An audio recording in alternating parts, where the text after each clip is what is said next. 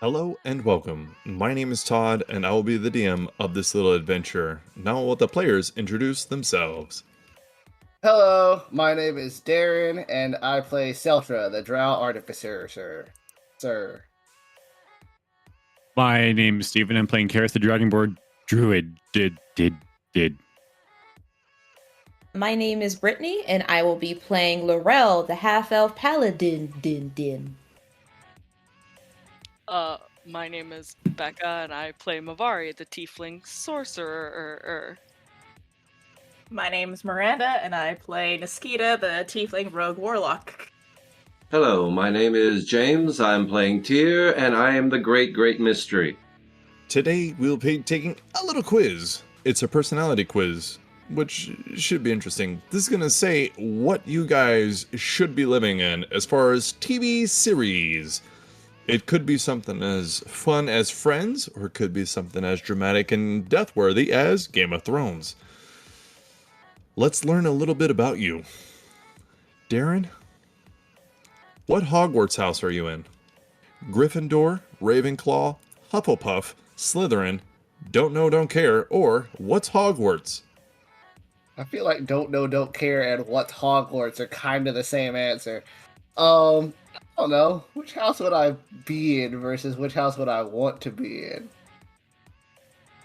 I don't know. I'm gonna go with the Badger one. That's Hufflepuff, just because it's funny. Is that a badger? Yeah, it's better. Oh. Alright. Steven. This ought to be interesting. Steven, how do you get over an ex? Rebound, cry, block them, celebrate, I don't, or plan to get them back? I've only had one ex, so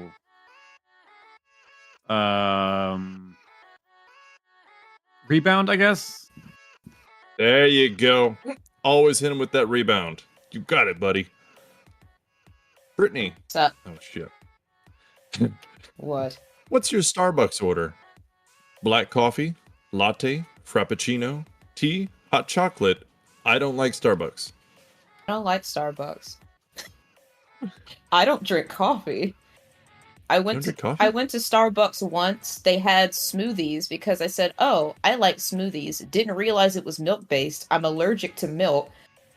Scared my interviewer to death because I told her I was having an allergic reaction. Now, that's not the reason why I don't go to Starbucks. It's mainly just because I don't really like coffee. But that was my last experience with Starbucks. Nice. Becca, which gift would you prefer to get? I'm sure this will be good. Concert tickets, gift cards, clothes, something homemade, money, or quality time? Gift card so I can get what I want. Yeah, that tracks. Miranda, what kind of music do you like? Oh, man. Anything but country, pop, rap, slow tunes, oldies, or indie? Anything but country. Oh, that's rough. Why don't you like country? But I don't like the twangs. Really? Yeah, I don't know. It drives me nuts. Amarillo by morning. Yeah, nope. San Antonio. All right, James. Everything that I've got is just what I've got on. You can interrupt me at any time. I'm just going to stop. James, pick somewhere to move. Paris, Tokyo, New York, New Zealand, Mexico, or London? Tokyo or Iceland? Iceland's not on the list. Tokyo was. Darren, Yeah. what's your favorite school subject? Oh, jeez. Why do I can get the school ones? Math, science, English, history, gym, or lunch? Oh, they don't have art. All right, go on. Let's see. Lunch. Lunch is the only option. It's okay. I get it. I hate math. It's a good thing you're playing D&D then. What the fuck? I'll go with English, even though I never read the books. I'm really good at writing papers. You don't have to be able to read it or speak it. Steven, what's your worst fear? Being alone, the dark, heights, death, ghosts, or clowns? I'm gonna be totally honest with you. It's spider clowns. Spider clowns? That's just like a Batman reference. Oh, he said snake clowns. Darn it. Heights. Like that is the one fear that I will not get over. There is a clear bridge that is over the Grand Canyon. You cannot pay me enough to go on it. I didn't know there was one, but I'm not interested in walking it either way, so you're good. All right. Brittany. Yo. What's your opinion on astrology? Oh, God. I know everything about astrology. It's fun. I only know my sun sign. I love checking my horoscope every morning. It's whatever. I hate astrology. What is a sun sign? Don't know. I guess it's whatever. I don't. I am deeply confused by it, but that's not an option. So Yes. So it's whatever. That is fair enough.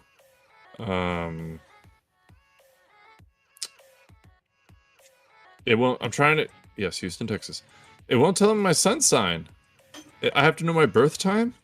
I'm done here already. Yeah. All right. It's whatever. Okay. Yeah. Fuck that. Becca, Yeah. pick a classic. Oh, fuck that bridge. Pick a classic novel. The Great Gatsby, Pride and Prejudice, Lord of the Flies, 1984, Catcher in the Rye, or Little Women. 1984 was scary. If that's what I'm thinking of. Pride and Prejudice. I love that book. Mm-hmm. No, Is it was a sad good that book I've read every one of those? No, that. Aren't there normal, Not at all. like, high school curriculum books? Yeah, Or, like- I've read every one except for Little Women and Pride and Prejudice, but I've read The Great Gatsby, The Lord of the Flies, 1984, and Catcher in the Rye. There's a really good, like, satire book for Pride and Prejudice. It's called Pride, Prejudice, and Zombies. Yes, Yeah, yes, that was I've- pretty good. It was fantastic. I thought that was a parody. It is. Yeah. I'm good then. All right. Miranda, Yeah. what would your ideal hangout with friends be? Doing homework together, chilling, baking, video games, venting, or going to a party? Oh, video games, 100%. Baking sounds pretty fun. Oh, I actually kind of hate to say this, but I think James, you got my favorite so far. James, pick a mythical creature to be. No. A mermaid, a vampire, a werewolf, a magician, a fairy, or a nymph. Werewolf. Yeah. So you don't want to go with Or fairy? Vampire. I like vampires a little better, though. Too many caveats for me. Werewolf all the way. So, do you want werewolf or vampire? It depends on the genre of vampire. If it's like underworld, damn sure vampire, but I mean, they still beat up vampires one-on-one. I'm just putting that out there. that's true. But the stupid homesick one with the Bella and bullshit, they have great werewolves. That doesn't count unless you're Becca. Those don't count as movies. They're like accidents in history. Then just vampire. All right, stupid vampire. Okay, done. Darren. Oh, we might need to change who's answering this. Another fucking school one? No, it's a jail one. Oh, that's fine.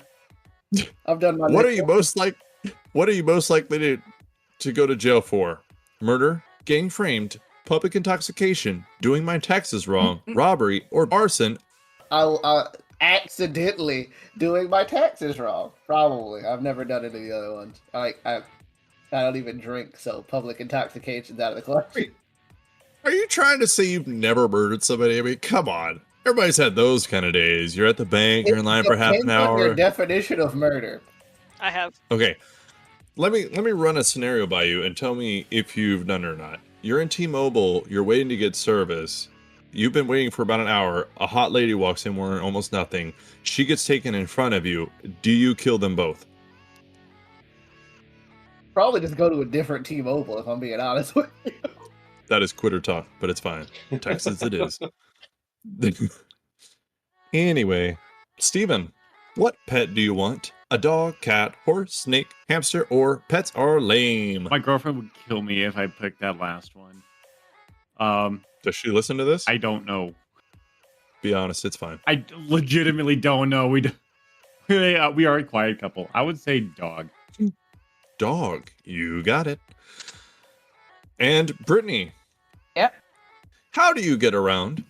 Walk, bike, drive, skateboard, roller skate, or scooter?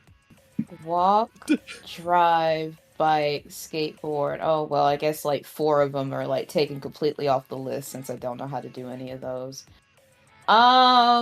Mostly drive. Mostly drive. Oh, right. Ain't nothing in walking distance here. I prefer to walk. I mean, everything's within walking distance if you have enough water. Texas is too damn big. Ain't nothing in walking distance here. Fair enough. Becca. What do you wear to parties? Do you wear a suit, a dress, something comfortable, something flashy, whatever's clean, or I don't go to parties? I don't go to parties. I'm sorry. We're so fun. I have Miranda? severe social anxiety. Not for long. Miranda! How many kids do you want? None. 1, 2, 3, 4 plus, or who knows? None. Everybody says that until they have 5. James? Favorite ice cream flavor? Mint, cookies and cream, vanilla, chocolate, strawberry, or ice cream sucks? Mint. I never could get on that bandwagon. It's just not for me. Oh, this is great. So good news, everybody. You're on a show you hate. Stranger Things. Oh, disgusting. It says, yeah, I like it. Fuck you. You stand out in the best way. You're ready for action and you stick with your crew even when things get weird. Now that's a good friend. Aw. Well, I mean, that part made it a little better, but that's fine. I think it's a great show, so I think that's a good result. I've only watched like the first 3 episodes of season 1. I've never seen it. Wow. Well, if it makes you feel better, they're advertising for the Kardashians, so it could be a lot worse. Yeah. I also know nothing about the Kardashians. That one of them was, It's just a bunch of hot air. It's fine. that one of them was married to Ye. I'm gonna leave that alone because he's crazy. We'll see y'all in a little bit.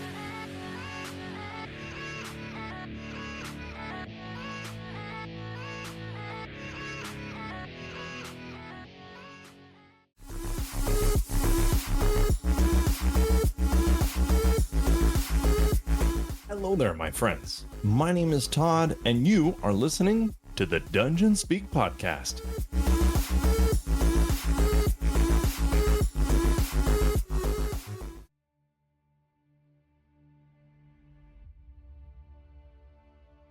In the time before the heroes we know, in the time before the Olympians, in the time before the world was inhabited, was a Titan that spent all of his time alone in the dark and always seeing beyond what others knew.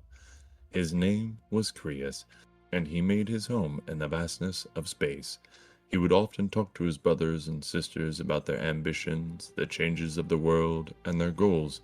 However, as one of the firstborn, he was present for the cruelness and torture of their father. Thanks to the efforts of Kronos, Iapetus, Hyperion, and himself, no one would ever know how cruel he truly was. Creus spent much of his time roaming the space around the known world and universe, only visiting in sparse times. One of his visits was because of the call of his son, Astrius, whom his wife, Eurybia, had borne some centuries ago. Astrius was aware of the conflict between Kronos and Rhea, but Astrius was truly neutral in his gaze from the constellations. His father had left him with the caretaking of the space above the planet and did not care to interfere. Crius studied the pair and decided that it was between them and to not get involved. Never in any time past this was his wife made aware of what the father and son had known. Crius was still watching though. He almost got involved when Kronos was ambushed, sick and obsessed, deep in his cups. Crius narrowed his eyes on a strong, handsome, and young cupbearer. Curiosity got to him, and all he could do was watch. This cupbearer eventually gave Kronos enough wine laced with poison that the young man was able to attack. With a quick swing of a sword, the lethargic Kronos could not react. His stomach sliced open, and 5 young and strong gods emerged. As they immediately started attacking those around them, a large rock also slid out from his stomach. Crius watched the Titans scatter as their leader was unconscious from the poison. Shortly after, he started to stir, but it was too late. Kronos' children fulfilled a prophecy as they took him deep into abyss to be imprisoned for all time. Crius was deep in thought for many days as the world below him stirred with excitement, fear, and conflict. The second line of gods, known as the Olympians, were starting to fight Titans across all of the world. After a few weeks, Crius looked out from the world and deep into the vastness of his domain when his son came to him with company. Astrius was escorting 4 Olympians. One of them came forward looking very strong, and Crius recognized the cupbearer. He introduced himself as Zeus. Crius moved to him, floating in the vastness of space. Crius' form was usually formed of constellations around him, but to make his new guest feel more at ease, he made himself their size and gave him a worldly form. His curled horns that had the form of ram horns were given a golden sheen and shaped him look more like a helmet. His face was given features, a dark white tone, and a bushy black beard. His eyes remained white and reflected the spark of life that his dark and cold part of the universe still had to create with, and his legs were covered in a black cloth that ended in swirling of stars and still connected him to his space. The young Olympian offered Crius terms. If Crius would remain neutral in this battle, then his son Astrius and himself would be allowed to live and keep their domain. Crius considered his offer as he looked down at the world. He couldn't see his wife. He saw one of his sons being killed by a young Olympian woman, and he saw his other son fighting off several Olympians as they tried to detain him. He looked back into the eyes of Zeus. The young Olympian, full of confidence, never took his eyes off Crius. He slowly agreed. He immediately turned from the world and fled into the darkness with regret, sadness, and sorrow. After many years, the Olympians returned to the space above. They were met only by Astrius. They told him that due to the loss of the Titans, then as punishment, all heroes and figures of worth deemed by the Olympians must be posted in the domain of Crius and himself. Astrius nodded in agreement and began shaping the constellations as the Olympians saw fit. Around the turn of the next century, Astrius watched many times as a beautiful goddess rose out of the river each morning and circled the world. He later would find out her name was Eos, and together they would have 9 children. 4 of their children lived in the world below, but 5 stayed in the space above. The 5 children that stayed in the space were named Phaenon, also known as Saturn, Phaethon, also known as Jupiter, Pyros, also known as Mars, Diosporos, also known as Venus, and Stilbon, also known as Mercury. Together these 5 children were called Astra Planeta, or just the Astra. The 5 children spent many centuries together, and during these centuries they met and learned about secrets that the Olympians and other Titans would never know. The Astria often flew together and played among the stars. They were thankful to never run out of space to play, but they did get lonely sometimes, with only the company of just a busy father and the vast emptiness surrounding them. That is why one occurrence took their intrigue forever. There was a small flash of light, and the 5 youths flew quickly with the power of the stars in their hands and ready to fight whatever may come. However, as the light subsided, they were greeted by a small figure, It was humanoid, with pale skin, long blonde hair, and wore silver plate armor. The Astra stared at him for a moment before they composed themselves. This creature looked human, but was very skinny, had no visible strength, and had pointy ears. After some moments, the Astra demanded to know who he was.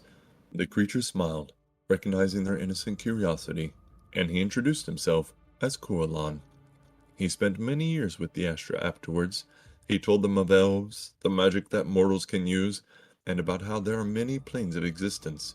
He looked down at the world below many times, but the Astra and Astrius told him of the personality of the Olympians, and he decided to keep his current company. After he decided it was time to leave, the Astra said goodbye, but afterwards realized that his company would be missed. He was the only company they had ever had. Astrius watched them with sadness before he gifted them a constellation.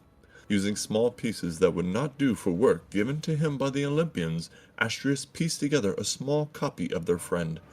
The Astra took care of this new elf made of constellations. They gave him knowledge that they had learned from the elf, and knowledge from the world below. For many centuries after that, the small elf served as a conversation piece. He also was a way for them to test learning the magics that their old friend had spoken of. Every now and then, he would be sent to the world below on errands when the Astra wanted to meddle in the affairs of mortals undetected. As the elf stayed dormant and existed in quiet stillness, the Astra watched carefully at the events that were starting to unfold. The Astra approached Astrius and asked him why they did not interfere on behalf of the Titans. Astrius explained that they were Titans, but they now served the Olympians due to a conflict from long ago. The Astra were going to ask more, but Crius reappeared from the black space around them. He looked at his son, his grandchildren, and then at the elven creature. He turned to Astrius. For a long time we have sat and watched. You have seen the Olympians destroy the world our kin created. No longer is there prosperity, happiness, and immortality. There's death, disease, and a surprising amount of violence for petty squabbles. I can no longer look down at the world without feeling sickness. In my travels I was approached by a man of size, adorned in armor, a sword, and a winged helmet. He told me of others who would meet us and help us. His name was Harmolter, and he was a messenger. We must fight back this time. We must contribute, and we will prepare to fight. Astrius, confused, watched as Crius took the elf made of constellations and threw him at the world below.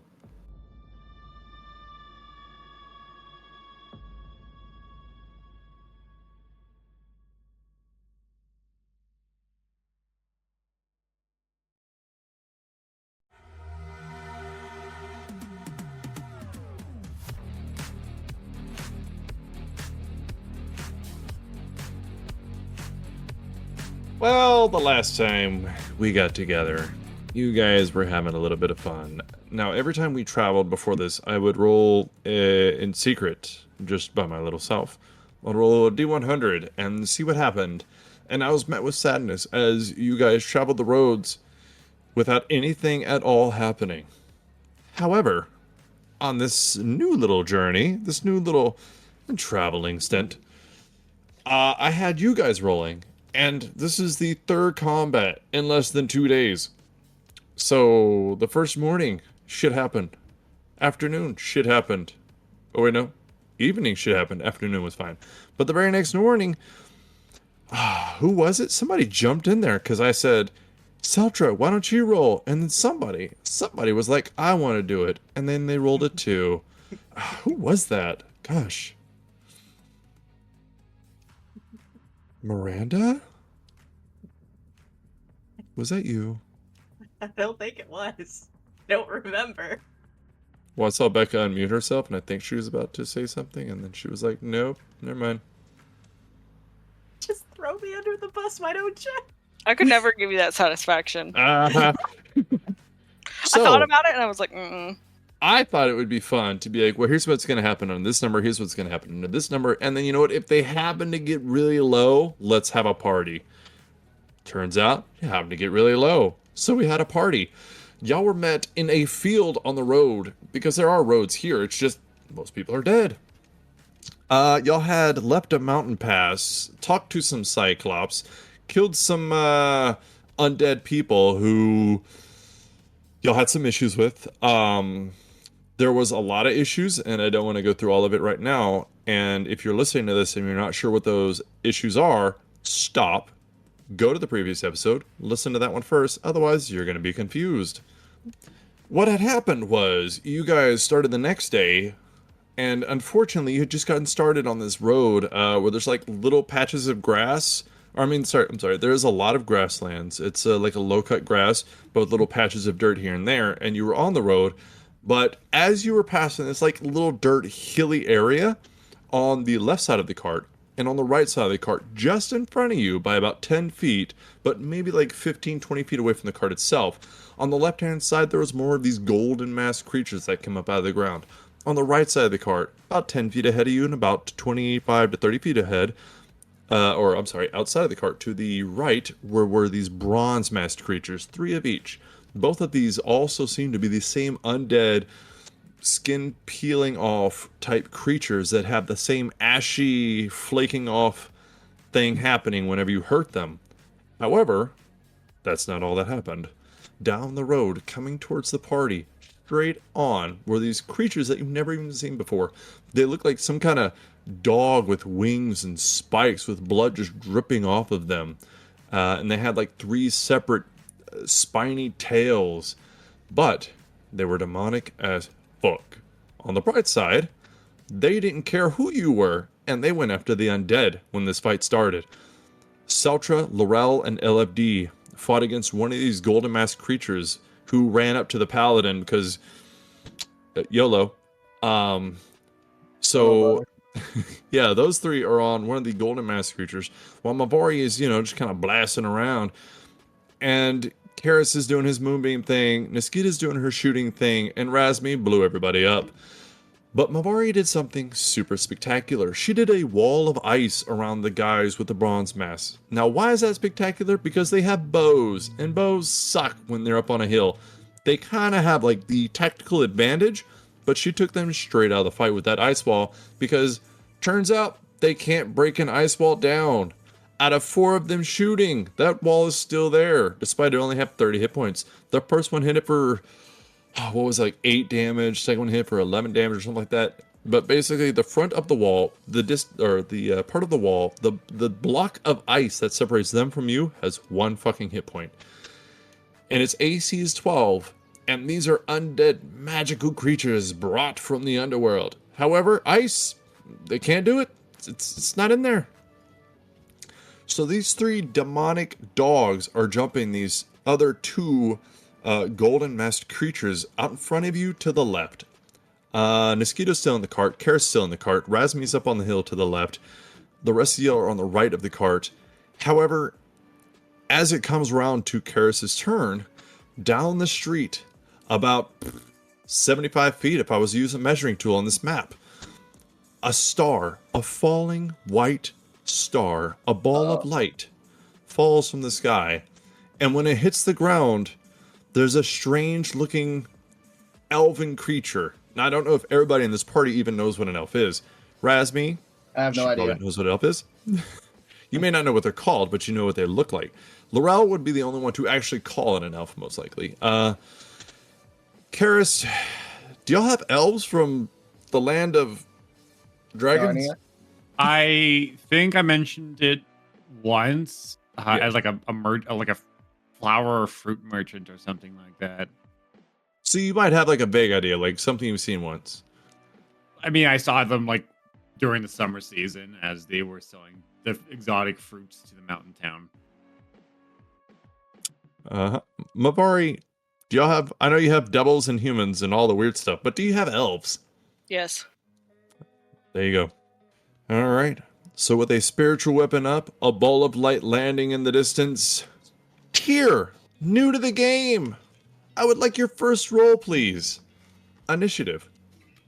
Welcome to the game. 21. 21. Okay. Initiative 21. Razmi is 21. What is your dex bonus plus 2? What's Razmi's? Oh, her dex bonus is 16. Okay, so it'll be her and then Tyr. Alrighty. So now that you're in there, Tyr, you have a moment to look around with your elven eyes. You can see that in front of you, to your right, there is a group of undead-looking creatures that you may or may not know anything about. It's hard to tell because they are surrounded by ice, a wall of ice of some kind. Out in front of you, straight ahead, about 65 to 80 feet, is a cart and a group of people that you were pointed to before, so you're aware that they are here, although you may not know them personally. And then ahead of you and to the right, I said to the right before, didn't I? Okay, so to the left was the wall of ice. To the right is a group of 6 creatures. One of them is a... What is your spiritual weapon again? I'm sorry. What is it right now? It's a bow. Oh, it is just a bow? Mm-hmm. Okay. So there is a floating bow made up of radiant force, because I forgot it does force damage in the middle of that sentence. And then there's 3 blood-dripping, huge, snarling, demonic dogs, and then 2 golden masked men with swords, 2 short swords each, that do piercing damage. I'm not gonna let that go. Anywho, Karist, it is your turn. You heard that you have a friend coming. You heard that he was being sent to you from Krius. You saw it falling, and then you're inside the cart, so you can't really actually see where he's at, but you know, you know he's over there, like in that area somewhere, or something is in that area. What would you like to do? I mean, I could probably hear it because I assume it wasn't silent-footed. No, I was like there was an impact, but I don't know if it would be like a crashing noise, more like a loud thump on the ground below. Is a passive perception of 16 enough to know where it is? Yes. Yeah. Looks like a clear trajectory.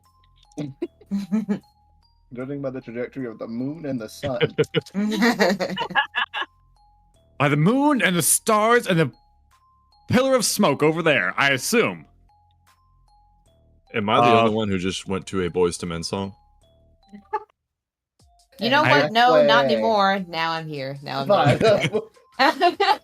And I swear. Yeah. There you go. There you go. Sorry. I'm not. Let it go. Okay. So, I forgot where Moonbeam was, but... It is on top of number 4. Okay, number 4 is fucked. Okay. Karis is gonna peek out around the cart. Oh, thank you for the Moonbeam indication. And... What does he see from the pillar of smoke from the sky? What does he see, Tyr? That would be a 6'3" in height elf, fairly Are you challenging me? fairly fair, with beautiful blonde hair, wearing a very white robe, groomed in silver. He has a sword on his side, and that's about it, and a backpack on his back. Is he glittering like a vampire? Not so much. Could be glistening and Chris will slowly make his way towards that. So I was right here. So that's 5, 10, 15, 20, 25, 30. Making his way to Tyr. Walking, not like running or anything.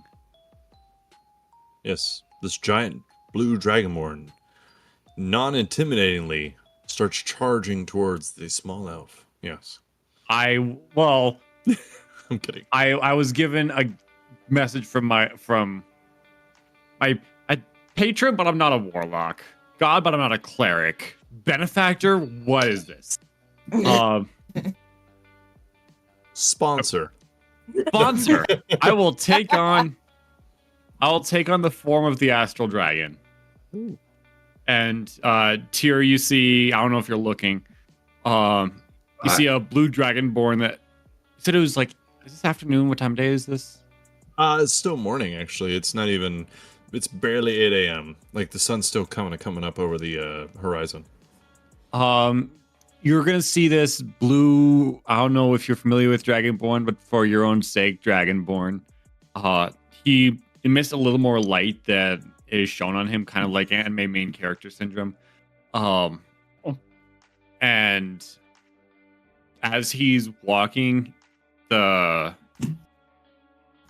yellowish underbelly that is typical with Dragonborn is going to turn to this almost pitch black, little specks of starlight, nebulas in the background. He has a couple. What's that term that I use to describe the wings? Like they're on their way out of the evolution cycle. Vestigial. Transition. The what now? Vestigial? I think so.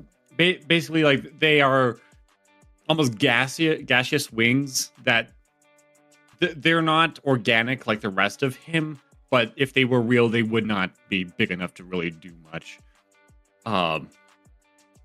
But as the black spreads from his body from a little pendant on his necklace, his eyes glow and the wings take on a bit more of a solid form as his entire body becomes like this glimpse into space where you can still see the definition of like his muscles because he does have a trades background, but as the more he does that, the more he stops physically moving. He's still moving forward, but his body is not moving. It's kind of like a Minecraft player in creative mode where they're kind of just, they can move around, but the character model doesn't move at all. Right, Chowder. Minecraft, kind of the basis for all D&D games. Yes. Yeah. Everyone I don't know knows if you've Minecraft seen. came out first. I don't know if you've seen Thor: Love and Thunder, but it's what eternity looks like. Hmm. And he's also 6'5". No matter how tall you get, you will always be 2 inches taller. You said I grew a couple inches You did. with the fancy wine. Yeah, that's what did it. It's great wine. Fantastic wine from a very nice man.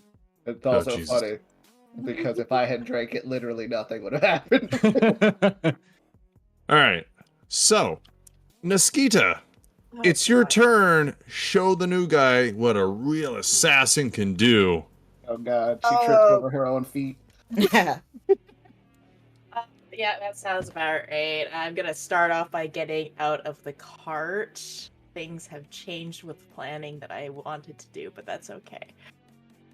So yeah, I'm gonna get out of the cart, jump down. I'm gonna basically see where Karist went, and I'm gonna take one step away from the cart and just ready my crossbow for an attack action should someone come this way to try to attack us. So I don't think you can actually just say anybody ever. That is true. And how do I want to phrase this? Yes, because I will use it against you. You will. You have. Yeah. That's the scary part. Should one of the demons or the golden masked individuals come over to attack us, I will shoot. Pew pew. Here's the thing. The cart's between you and the Golden Mask people, so your only option is Razmi or the Bronze Mask people. I will add the bronze mask people also in that mix. They are the mix. Okay, so I will remember that and I will keep that in mind, madam. Yep. Okay. So after that is number 8. And number 8 is one of these bloody demonic I'm gonna go with dogs, because that's what they look like. Freaky ass, demonic dogs. Number 8 is going to launch itself with a bite towards this undead creature and miss because he sucks. But luckily, it's number 1's turn. But I don't know who number 1 is, so let's take a second. Where's number 1? Oh, fuck me. He's over by the Okay. party. The one fighting us. Yeah, alright. That smart guy, he's gonna swing at the paladin, because that's what undead do when they're smart. That's a natural 1. First swing. Yeah. All right. Ooh. But 15 natural for a total of a 20. Nope. Ah, man. You suck, little dude. I don't know why he ran over there, but it is what it is. Alrighty. So, next in the initiative order is... numero 4. Oh, great. So he's going to roll a Constitution saving throw for Moon of Beam, I believe. Correct. Alright. Aha, I remembered. Oh, total of a 20. Natural 18. Okay, let's. Half damage, right? Correct. Oh, he's already really hurt. I forgot some of these guys were pretty fucked. Yeah, and it's 4th level, so roll 4d10. Oh, shit. 16. Jesus 16. Damn, Radiant. dude. So he has that, and then he's about to take more because he's going to shoot at this wall. And if he destroys it, how much damage is he going to take? Mavari? He has to make a. Nope, never mind. He missed the fucking wall. He missed the fucking wall. It's a fucking wall. How are these guys missing the fucking wall? It's not so much that they miss, it's that it does no noticeable damage. It doesn't damage the wall. It just bounces. So after that is number 7's turn. Number 7, he's going to attack number 3, the Golden Masked creature. This bloody demonic dog snarls out and tries to bite, and he is definitely going to hit. I could feel it. How the fuck? That's not even a 10. It's very low. It's very sad. Is this how this day is going to go? Just like my heart rate. Oh no. Oh, that's not good, but alright. So unfortunately, this large demonic dog tries to bite this golden masked undead creature, but apparently he's really fast and just hops out the way like, ooh, bad dog, thumps him on the snout. After that, we are back at the top. Saltra, it is your turn. You see these things fighting. You saw this glowing ball of light come from the sky, and now stands a strange-looking elf-type man. What would you like to do? Seltra looks over at the other elf, says, questions for later, and then he starts attacking. Yeah. A pen pops out of the bottom of his sword, and he writes in a notebook questions for later, and then starts swinging. I'm kidding. You can do it. 19. A 19 will hit. All right, and then for the second hit, no, that one doesn't hit. That was 10. That's okay. I would just roll damage anyways, because you might kill him. He is not immune. Wait. Force damage, radiant damage. I was going to say poison, but then never mind. He is. Of course he is. Yeah. All right. That's a clean 7 because I rolled a 1 on both D6s. Oh, that's rough. Okay. So you see his skin flaking off like ashes on a burnt log, but he is still in there, although it's not doing great. There's bone showing. He's snarling at you, but this mask is the only thing that is whole about him. The rest of him is just falling apart as he tries to stand and fight. Because he's already dead. Fuck it. Next. Oh, go ahead. And then for my bonus action, I will command LFD to give Laurel the help action so she has advantage on her first attack. Nice. Alright, that's exactly what paladins want in a fight against undead. Holy Jesus. Alright, Razmi, it is your turn. Am I about to have to roll a lot of deck saves? Yes. Let me see. I forgot that Razmi was me still. Let's see. You know, this does. Uh-oh. Let's play a little That's not game. good. I don't want to play a game. Did I spell it right? No, I didn't. Fuck. I hate all these weird D&D names. There we go. Agonizer. Agonizer? Yeah, Agonizer. Creature in the line. Half as much as a successful one. Okay, cool. Yes. What does it say? I'm gonna do Agonizer Scorcher, and hopefully I can reach. Or she can reach. No, she can't. So she's not gonna do. But you can hit Karis and the cart. I You wanna go can't, ahead? which is why I don't want to do that. Damn. That's All right. all I want. What else can she do? It's fun. She's already got a concentration spell up, so no special hands. That sounds dirty.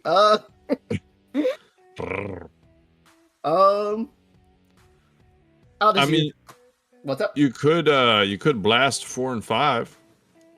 Yeah, but then I'll destroy the wall, which is keeping her nice and comfy cozy right now. I thought I'd try. Alright, she's just gonna go ahead and she's gonna take a step to the left, right? Man, I am bad at that. And she's gonna go ahead and firebolt number 3. Where's that? Oh, the guy in the middle? Yeah. All right. I guess if you roll a 1, then you might hit one of the other ones, so that's a win-win. Let's see. What you got, punk? Agonizer Scorch. Let's see. 20 plus 11. That's a 20 on the dirty side. Yeah, that'll hit. Alright. So he takes He might not make it. a filthy 22d10. Plus, does she get anything on this? She can choose the second target. Oh! Oh no, Volcanic Clash. It has to be a level spell. Okay. Target still takes half, regain. Okay, just making sure. So he takes 2d10. Well, really, 9. He takes 9 fire damage, and then as a bonus action, I need 3, 2, 7, 8, and 9 to make 2 dexterity saves. 3, 2, 7, 8, and 9. Okay. So I will tell you, number 3 has 1 hit point. Okay, so he's he gonna is. die, but Yeah, he's gonna die no matter what. All right. 3, 2, 7, 8, 9. Here we go. Number 3, probably dead. He takes half damage no matter what, right? Number 3, he takes half damage no matter what. All right. First roll is a 19. Second roll is a natural 1. So yeah, he was destined to die. Okay, so yeah. Oh, this is the minute meteors. Yeah. So what does that look like as it flies at him and he turns into like this broken off loggy ashes and his mask falls to the ground? So Resby shoots the firebolt with one hand, and then with the other hand, the 2 little meteors swirl around it, and she fires both of them like one after the other. Go, my children! And then and it just impacts him, going into his chest, and then exploding outwards on the other guys. For the first one, and then the other one, it's just gonna hit that spot because like, what's more insulting than a middle finger after you get shot in the face? Pretty much. All right. So number, where'd I put the screen? Oh, I was already on it. That helps. All right. So number 2 rolled a 8 and a 20 total. All right. So he takes half damage. All right. I'll just roll them 1, and then this way I can divide them since it's what's it called? 2 separate meteors. All right. So he rolled an 8 for the first one, so he takes 11 for the first one, and then a 20, so he takes 4 for the second one. Wow, 8 and 4. You got it. Oh, no, 11 and 4. Oh, 11 and 4. Oh, shit, that sucks. So he takes 15 damage total. That's rough as fuck, because he's not really doing that great. He's still alive, but not by much. Because I stall while I do math. All right. The demonic dogs dripping in blood, snarling, are pretty dexterous. So the first one, who am I looking at here? I keep forgetting where that screen is. Okay, number 7 got a 20 and a 17. I believe both of those pass. Yeah, both of those pass. So he takes what, 5 is what we decided on? Is it half of 11.5? Yeah. All right. So he takes 9 damage total. He has 1 hit point left. Jesus. Yeah, these guys were pretty damaged from that fireball. That hurt a lot. Number 9 got a 18 and 20 total. All right, so he also takes 9. Okay, he takes 9. I gotta remember what fucking screen this is on. Okay. Number 9 takes 9. That's funny. Alrighty. And then number 8 got a 10 and a 10. An 8 and a 10, so it takes... Oh, he got a 10 and a 10. Oh, 10 and a 10, so that's 19 damage. Uh-oh. Number 8 ain't gonna make it. You said 19? Yes. He had 13. Oh. So this giant, bleeding, just blood-covered dog falls over in a roar as these little meteors just pellet at him. Which is kind of sad, but it's fine. If there was somebody in this game named Brittany, she'd be upset. But there's not, and this is fun. All right. Next in the initiative order is this strange elf who has landed on this landscape of battle. Tyr, this is your first turn. What do you want to do? Well, since I took the first round observing and determining who the good guys and the bad guys were, or at least the intelligent versus demon and whatever that is, I've assumed that by them attacking, those must be the bad guys. So I'll be launching a fireball. I will aim as 9 as dead center. And fireball. So that is a dexterity saving throw, if I remember correctly. It is. Okay, so number 2, 9, and 7. Oh, shit. Number 2, it's just you, buddy. What do you got? Oh, natural 20. 23. Can't help that.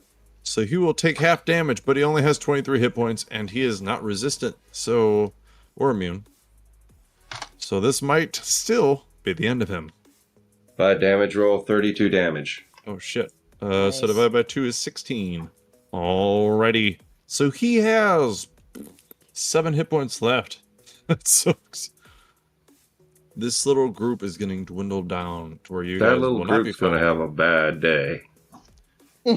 Yeah, that got lucky. All right, so number... shit, I lost track. Number 7 and number 9. Let's see what they got. Number 7 got an 18. Number 9 got a natural 1. That's the dichotomy of it. All right, I'm assuming number 9 is about to die, but what does number 7 take? Do you want to carry over the damage or reroll it? Just carry over. All right, he's dead. He had 1 hit point. So as you fire off this fireball, number 2 is still alive, but barely. You can see ashes flaking away as a type of skin to him, as his body seems to be like a charred undead shape. And then number 9, he's going to take the full 32 points of damage, and he had 16. So number 9 is also dead. This bloody dog-looking creature just burns up and yelps as he kind of howls his way to the ground, dead. And we now have some charred dog for lunch. It's delicious. Is there anything else you would like to do? Infernally Bonus action, delicious. movement? You still have your you still have your bonus action and movement if you would like to do anything. No, I'm fine and safe where I am. Alrighty. Let's see here. After that, it is Mavari. It is your turn. You see them dropping. What do you want to do? All that's left up there on this little dart hill is your spiritual weapon and number 2. Number 1 is fighting toe-to-toe with a paladin, which means he's dying on the next round. And then those 3 are still locked up in your stupid wall of ice. For my bonus action, I'm going to attack number 2 with my spiritual weapon. Sounds like a good idea, depending on who you are. Number 2 has a lot of hit points. 23. To hit? Yeah, that's gonna make it. Damn. Good for you. 6 points of damage. Are you serious? Yeah. It's only 1d8. Oh dear. So. Morian's curse. Where is he? Bloop. I'm just gonna do this real quick. So this is the one you were swinging at. Number 2. All the way to the right. And that little red box is his hit points. Becca, what does that say? 7. Fuck you. Yeah, see, that was a bonus action. So for my actual action, let me make sure I can cast it. I'm going to cast Ray of Frost. Hey. Alright, look. I apologize for making fun of you. Yeah, well. Talking shit. Let's talk about it. 22 to hit. Nice. Yeah, that'll do it.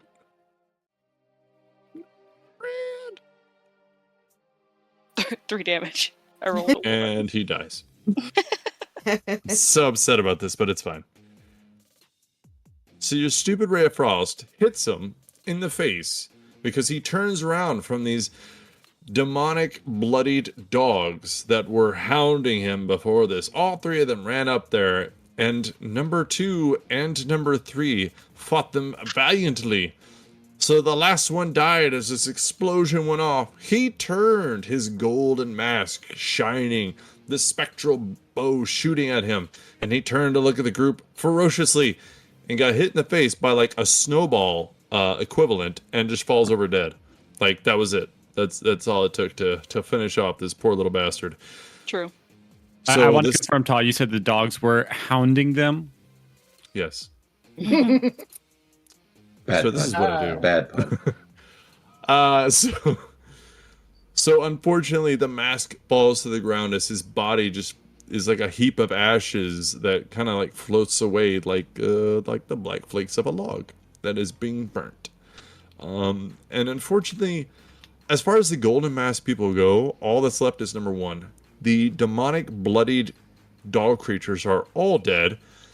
And the bronze bow-wielding ones are stuck in a wall of ice because that is their weakness, as it seems. Next in the initiative order is number 6. Number 6 is going to try to shoot this wall. And here's the fun part. If he breaks it, good for him. However, he's going to kill his friend because number 4 is low on hit points. So, Mavari, here's what I need to know. Do they take that damage immediately when the wall comes down? I believe so. Shit. It says a creature moving through the sheet of frigid air for the first time on a turn must make a Constitution saving throw. Okay, so at the start of his turn, he'll do it. Mm-hmm. That's fun. Let's shoot at this wall and kill a friend. Oh, 23 to hit. He's only got to do 1 damage. Bam, made it. So he breaks this little wall of... Where am I? Oh, so he breaks the little wall of ice at the very front. Number 6 has broken that wall of ice, but unfortunately, like you said, there's like this frigid air right there, and number 4 is looking a bit nervous as he knows on the start of his turn he's probably gonna die. Does he have 1 shot or 2? I think it's just 1. Blah blah. Neep, that's it. Bummer. Alright, so after number 6 is number 9, he's dead. Number 3, he's dead. Number 5, where the fuck are you? Number 5, oh, also on the wall of ice. He's gonna take a shot at, let's see here, we got a few people here. He doesn't know spellcasters, so he doesn't know I've already did that. So Karis, Razmi, and Niskita, those are our targets. I'm gonna go with Karis 1, 2, Razmi 3, 4, Niskita 5, 6. Let's roll the d6. That's a 5, 6. Niskita, are you ready? I'm always ready. What are you talking about? All right. Oh. So Niskita, he goes to fire at you, but he kind of hesitates, and you can see he's having some issues. His bow is not working as he his arrow, like the bowstring comes across as like this purple magical glow, and the arrow just will not fire from his bow. He's looking at you, and you can see his eyes angry behind this bronze mask, but the bow will not fire. And we are going to basically skip his turn with that. Number 2's dead. Laurel, it is your turn. What would you like to do? Well, number 1's still living, so I'm gonna have to end that. As a matter of perspective. Well, yeah, I suppose so. All right. So then, swish, swish.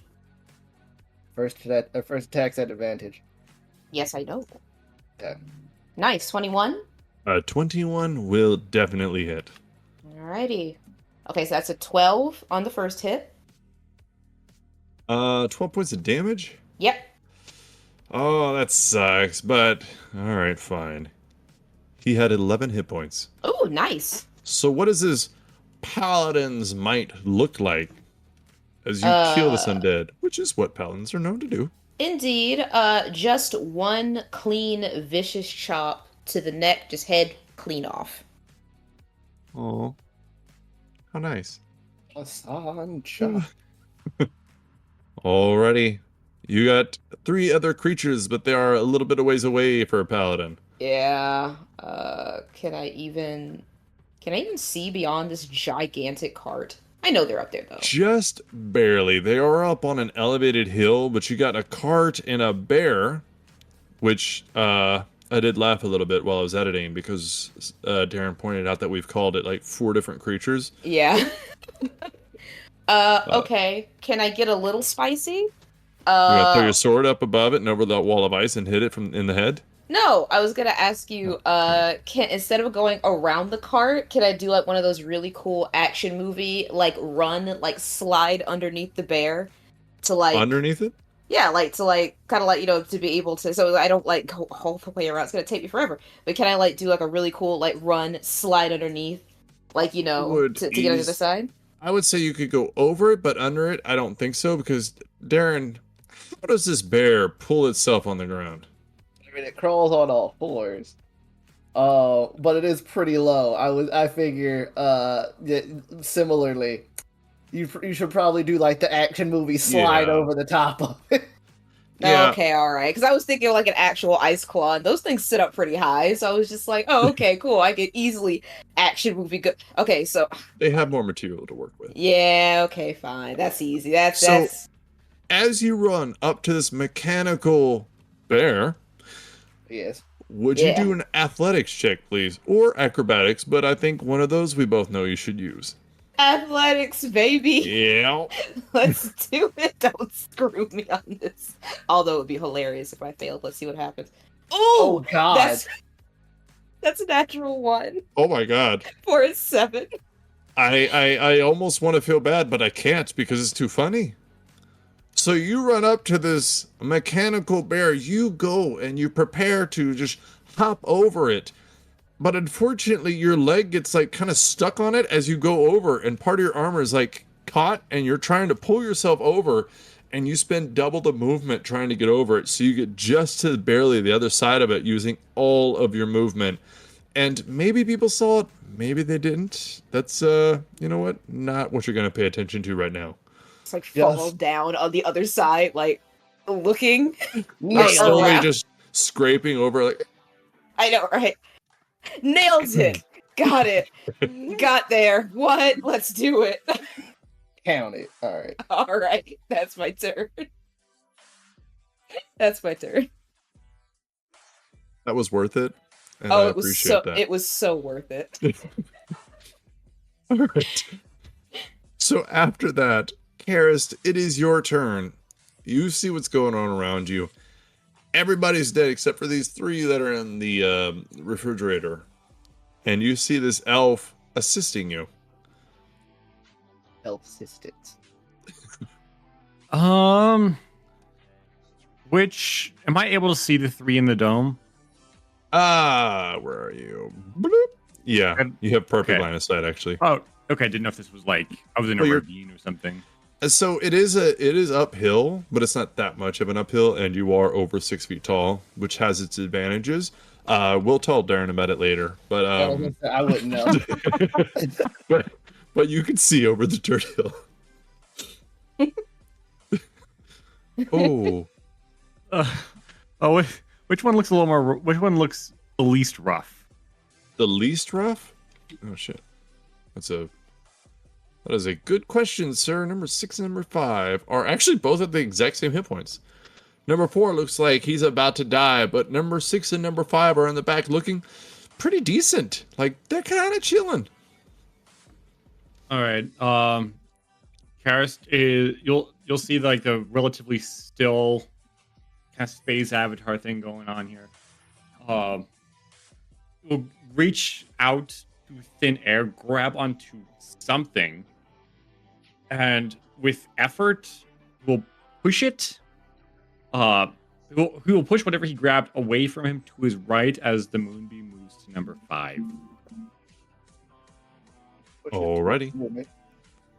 And then 5, 10, 15, 25, 30, moving a little closer. Yes. You see now the happiness that is on the face of this elven creature. I don't know if he's happy. Probably not, because it is dirty down here. Maybe. The fuck? All this white in this dirt? Oh, hell no. Naskita, Yes. it's your turn. You see these undead creatures. Razmi is between you and them. You want to hurt them, but she's in the way. What are you going to do? Run up, stab her in the back, get her out of here. It's your time now. Take her shit and run. Well, there goes my plan. Damn it. You ruined everything. Sorry. How dare you? So, if I remember correctly, someone can hopefully correct me if I'm wrong, they did state something about Hades, yes? Like in the previous group that we spoke with? They mentioned something about a general of Hades. They did not mention Hades specifically. Okay. Yes. Okay. I just want to make sure I had my information correct. So, what I'm gonna do, I'm gonna take a shot in the dark here, not literally, but I'm gonna run up to Razmi. But as I'm running up, I'm going to use Disguise Self. And I'm going to take the outfit that I saw from the Oracle, but make it black. And I'm going to give myself a golden mask myself. And I'm going to point to them.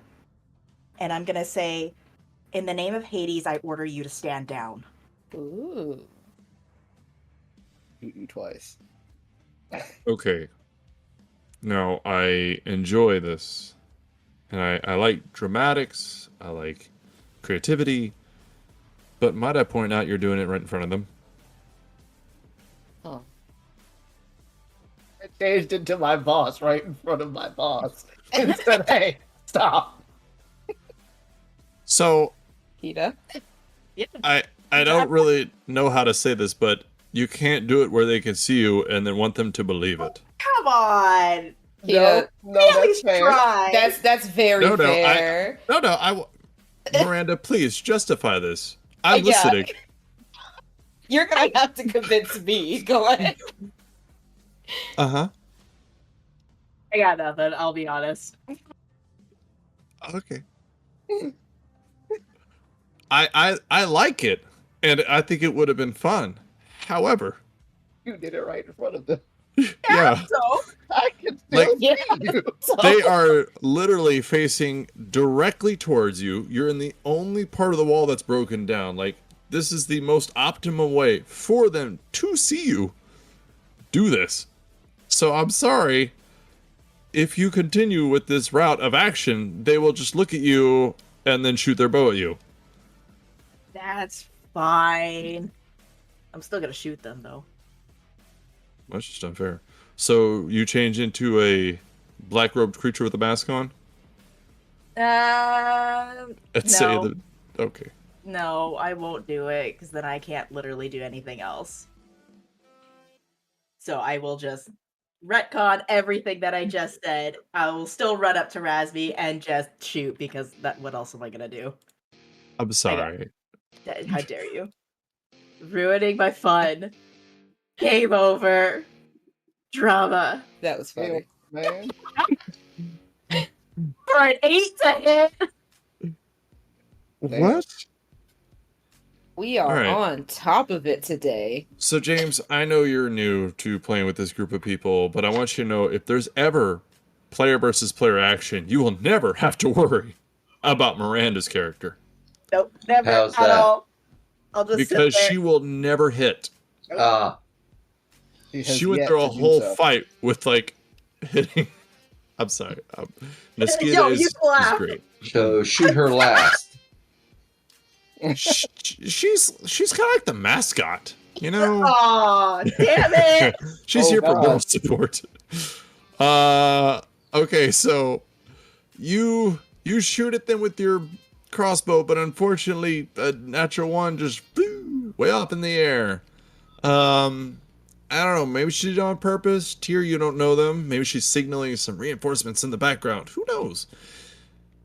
Oh, that's fun. Who's next? Number 4. Number 4 is going to roll a Constitution saving throw, correct? Miranda? Becca? Yeah. Mavari? Yeah. That one person's name? Alright. That is a 13. I believe that's a fail. Alright, so how much damage is this?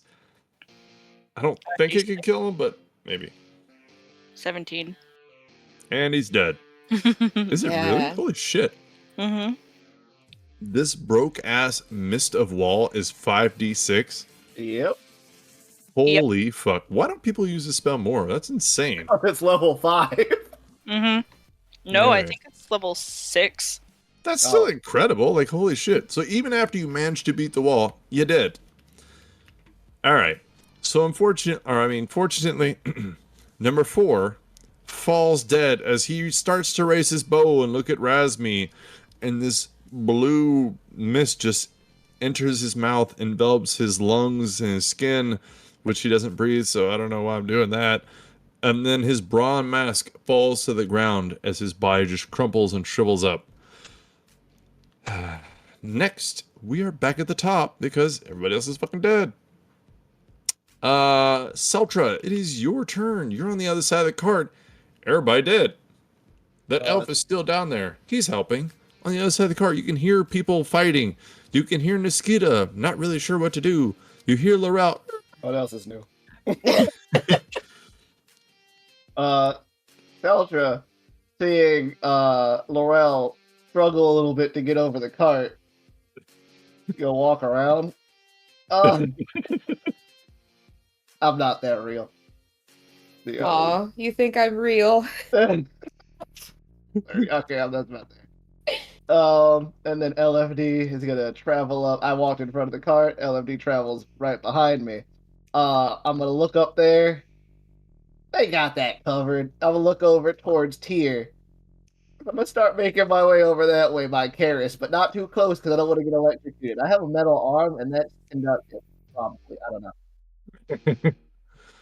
Alrighty.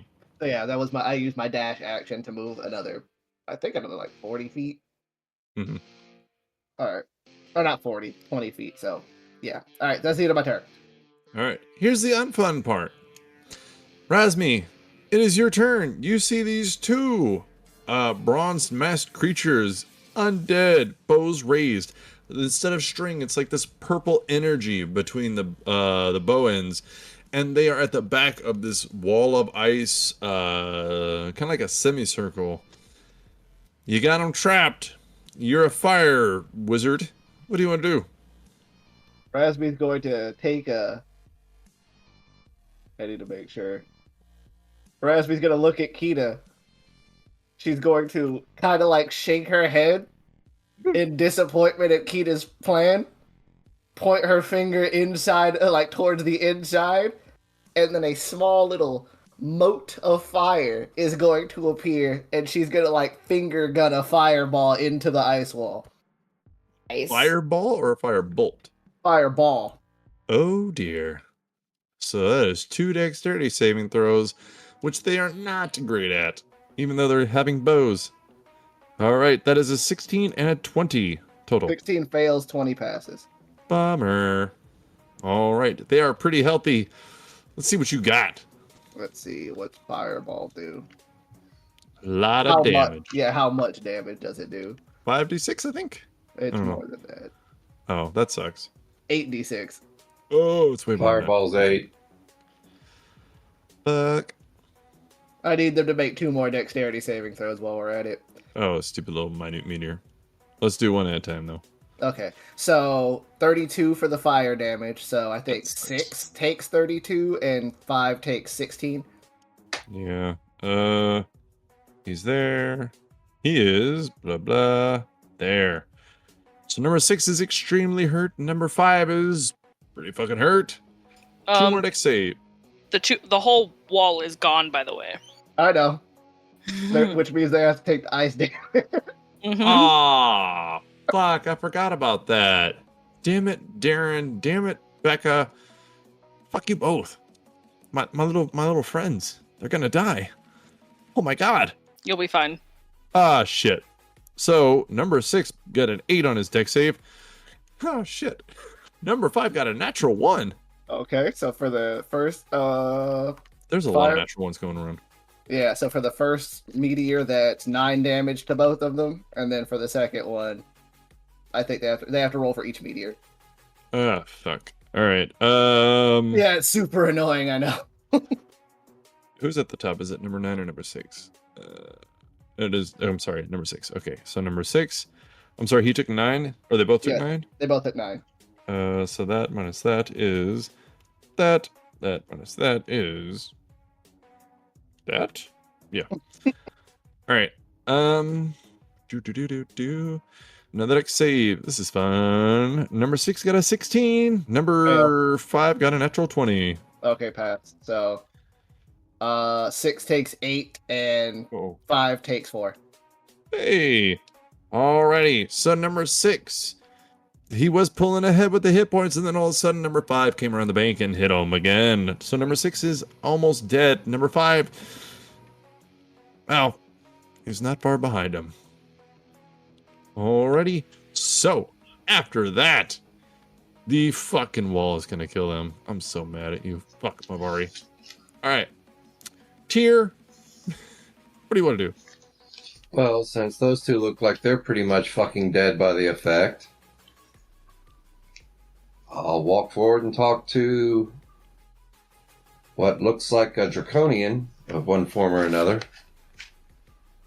Dragonkin? I'm not sure. I'll walk up to speak to him because they're about dead. Yes, in combat conversations are a blast. Go ahead and say, let's say, 3 sentences. Go ahead. I'll try common. Greetings? Or I'm wondering if you're the heroes I'm chasing.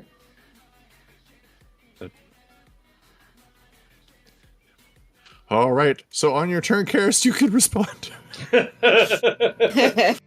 Mabari. Yeah. Fuck you. What do you want to do? I love that. Hey, buddy. Theme. So for my bonus action, I'm going to move my poor little bow to right in front of the cart. Mm-hmm. Halfway between the bronze and the gold. Yeah, because that's as far as I can get it. So it's right in front of the bear. And Mavari's going to move around from the side where all the other fighting was, around the back of the cart. Still by the cart, and I can see both of them.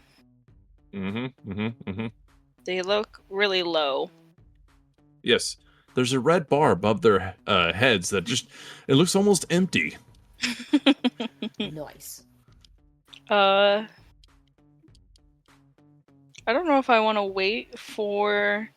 So, this is a question. Is the wall, if the wall is gone, am I still concentrating on the air? I would assume not. Okay. I just wanted to make sure. Don't worry, if we're wrong, somebody's more than happy to correct us.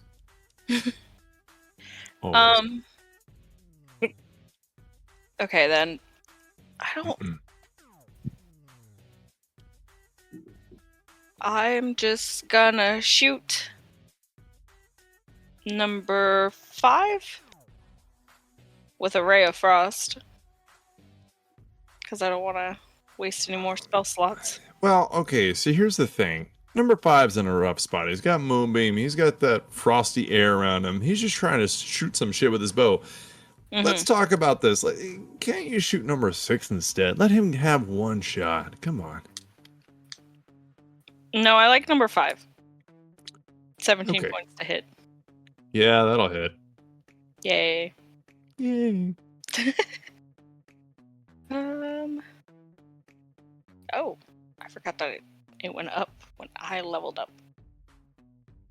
Boop. 3 damage. Oh. 3 damage. Yeah, I rolled a 1 and a 2. Good. Fuck you. So number 5 takes 3 points of damage. He's still alive. Oh, that sucks. Number 6's turn. Oh, I'm sorry. Was there anything else you would like to do? Nope. All right. So number 6 is going to roll a Constitution saving throw, and I'm sure he's going to live through this. Ooh. 16. Oh, that's a pass. Yes. He still takes half damage. Bummer. Half of 17. 8. Mm-hmm. Where the fuck is he? He's still alive. Hey. Man, Yay. fuck him. Yeah, I'm gonna shoot you. Can I see you? I can. Number 6 is gonna shoot Mavari. Yeah, he's gonna fucking hit you too. What's this shit, motherfucker? Fucking Mavari. What'd you roll? That's an 11 to hit. Yeah, that doesn't hit. I don't want to play with you anymore. All right, so unfortunately, number 6 sucking in all of this frosty air around him, but never having the eyes. Well, you can't actually see his eyes. So this bronze mask, the darkness and the pupils itself, you can kind of hear these whispers as he narrows down on you, looking straight at you with this mask, and these little whispers are echoing in your head as he shoots an arrow that just flies right past you because, I don't know, shit happens. These guys suck. Ice got into his eyes.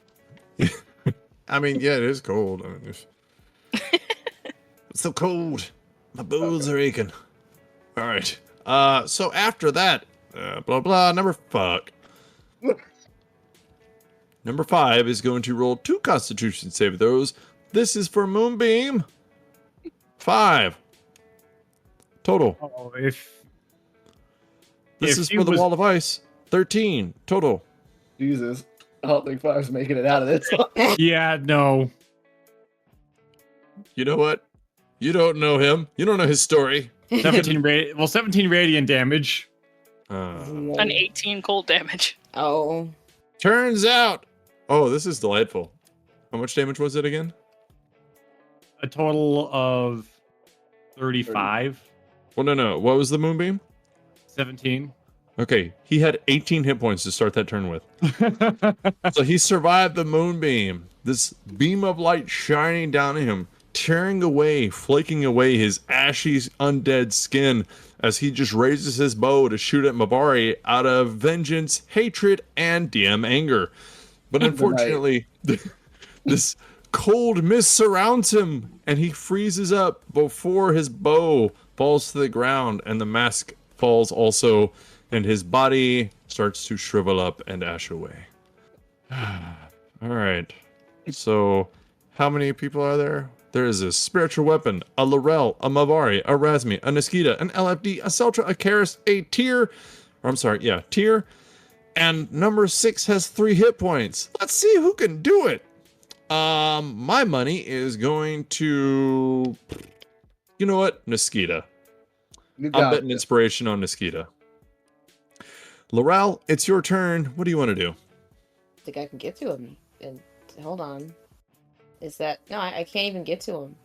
So, I mean, I'll go, but I feel like he'll die before I get there. But I mean, I'm gonna give the old college try anyway.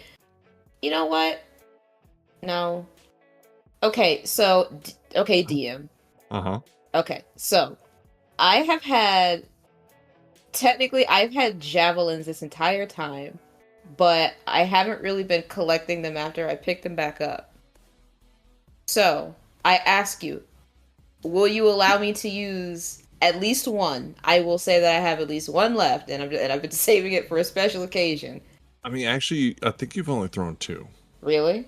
Yeah. I don't use them very often because, like, it's just so much more effective to just, like, run up and just destroy them. I will say you have 3. And okay. if you pick it up after this combat, you can still have 3. Okay, alright. Okay. So then I'm just gonna, because I could throw it, I won't get there in time. I'm just gonna take my javelin, see if I can end him with 3 hit points. Let's see what happens. Oh, I'm excited. Oh, dear me. So javelin has a range of 30 feet. So I'm gonna, all you gotta do is forgive me, I'm gonna, move up a little bit, sorry. Where are you? I'm just gonna... You can get to here. Okay. If you want to get anywhere within here and then just huck it at him. Let's see what you got. I'll run up next to Razmi, and then huck it. Here. Ooh, 22. A 22 will hit. Ah, shit. Okay, cool. For 10. Wow, it was almost max damage. 10? Yeah. All right, so you hit him for 10 points of damage. Where does this spear land before this mass falls to the ground? Straight through his chest. All right, so it goes through the chest. No, straight through his face and cracks the mask in half. The throw's not that good. It's a magical. Oh, item. Okay, fine. All right, fine. I was able to destroy on a natural 20 with a magical weapon. Actually, you know what? Here, I'm gonna do this. So you throw it and it hits him in the mask and it does keep going, but unfortunately in that time it uncovers his face and you see like this black, ashy, just scarred up, burnt face staring back at you, and you see the eyes are like a window that's been shattered and cracked, and you can just see like these lines going through his pupils and his eyeballs, like a piece of glass that's been smashed by a rock, and he's just staring at you with these like light blue pupils in this. And as you look at him, it just seems like everything around you goes black, and you hear the swirling of echoes in your head. You hear cries for help, screams of pain, before the mask falls to the ground and his body drops. That poor lotionless bastard.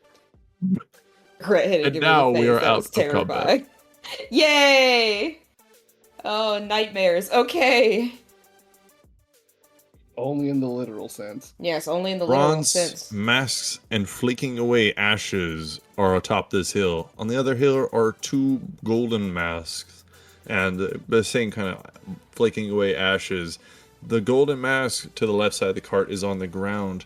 The short swords are over there, and these bows are over here. But the bows seem to be giving off a weird kind of vibe. Even as you get within inches of touching it, it seems to have this heat coming off of it. But you guys also have a stranger on the road. A stranger of danger.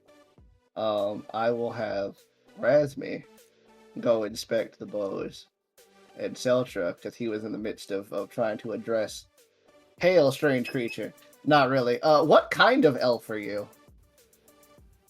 Is that a question in or in your head? Oh no, I'm asking you because Seltra has different words for different elves. Or different terms for different elves, so I'm trying to see what kind. Seltra has never seen this kind of elf before. Oh, okay. That is why I was. That's why I was asking whether or not he'd seen them. Seltra's weird. So he looks over. Seltra looks over at you and kind of like tilts his head. It's like he looks kind of like me, except where are your marks? I feel like I have to ask this question a lot. And Karis will say, "Gotta do it," which is draconic. I don't speak that one. Good thing I wasn't asking you. What did you say in draconic? Yeah. Oh. I mean, does this newcomer speak draconic? You say it one way or the other, so what'd you say? I said, where are you from in draconic? Also Gaelic. He responds, I was expecting common. I apologize. Does everyone speak draconic? Is he also saying that in draconic? Yes. I'm going to Ultra is looking at you guys, absolutely confused. So before we get too far, Tyr, you have described yourself, but what does Tyr see? So I will go first, I guess, because. Well, you talked about the markings. That's why I wanted to bring it up. Okay. So Seltra is not as tall as you. I think I said he's at 5'4". He's my height. I'm only 6'3". Only 6'3". This Only guy. 6'3". Oh, this guy. Seltra's 5'4", so you're an entire foot taller than him. That's the difference between the NBA and the NHL. Uh-huh. You're an entire foot taller than Seltra. Seltra is a drow, but so he's got like grayish, purpley grayish skin, and he's got silvery white hair. But something that most drow don't have, Seltra has a lot of circuitry patterns all over his skin that glow slightly, and they are all like a deeper purple than his skin.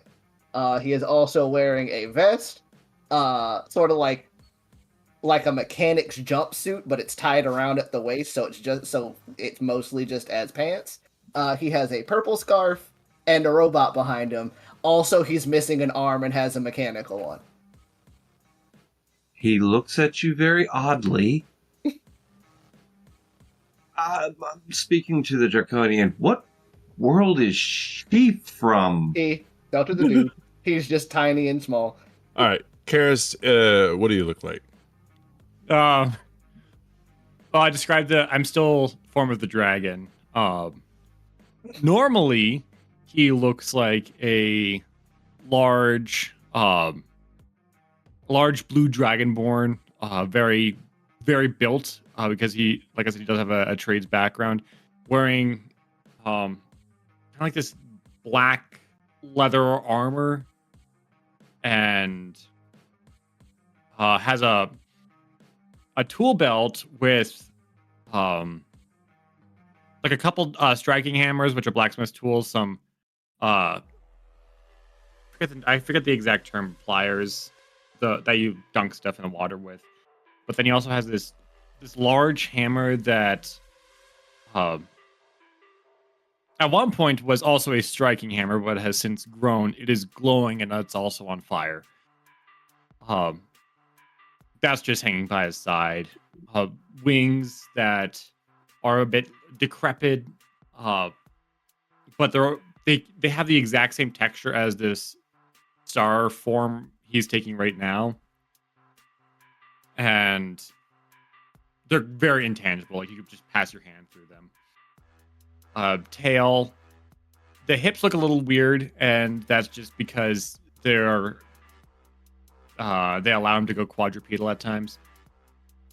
Tail, a 6'5", blue. He glimmers a little bit. I say Twilight Vampire because that's what it was described to me as when I first tried describing it. You got a Tweety vamp.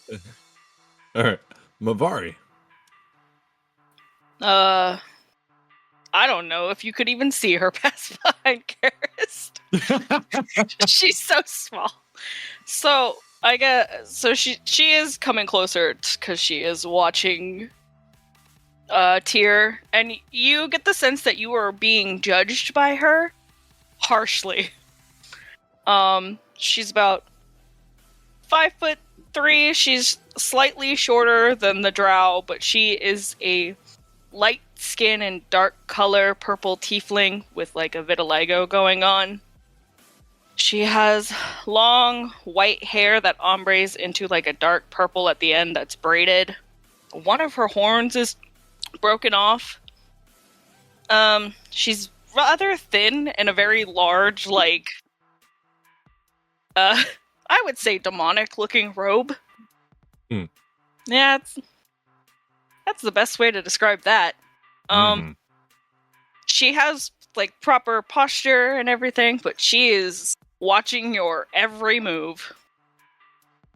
Scrutinizing. Laurel, as you come up over that hill, what does he see in her? He sees a half elf. She's about 5'6", brown hair, green eyes, freckles all over her face. Her hair is like really long, kind of disheveled. Has like heavy plate armor that is currently dented, dirty, not very well kept looking armor. Long sword at her side, like a hammer on her hip.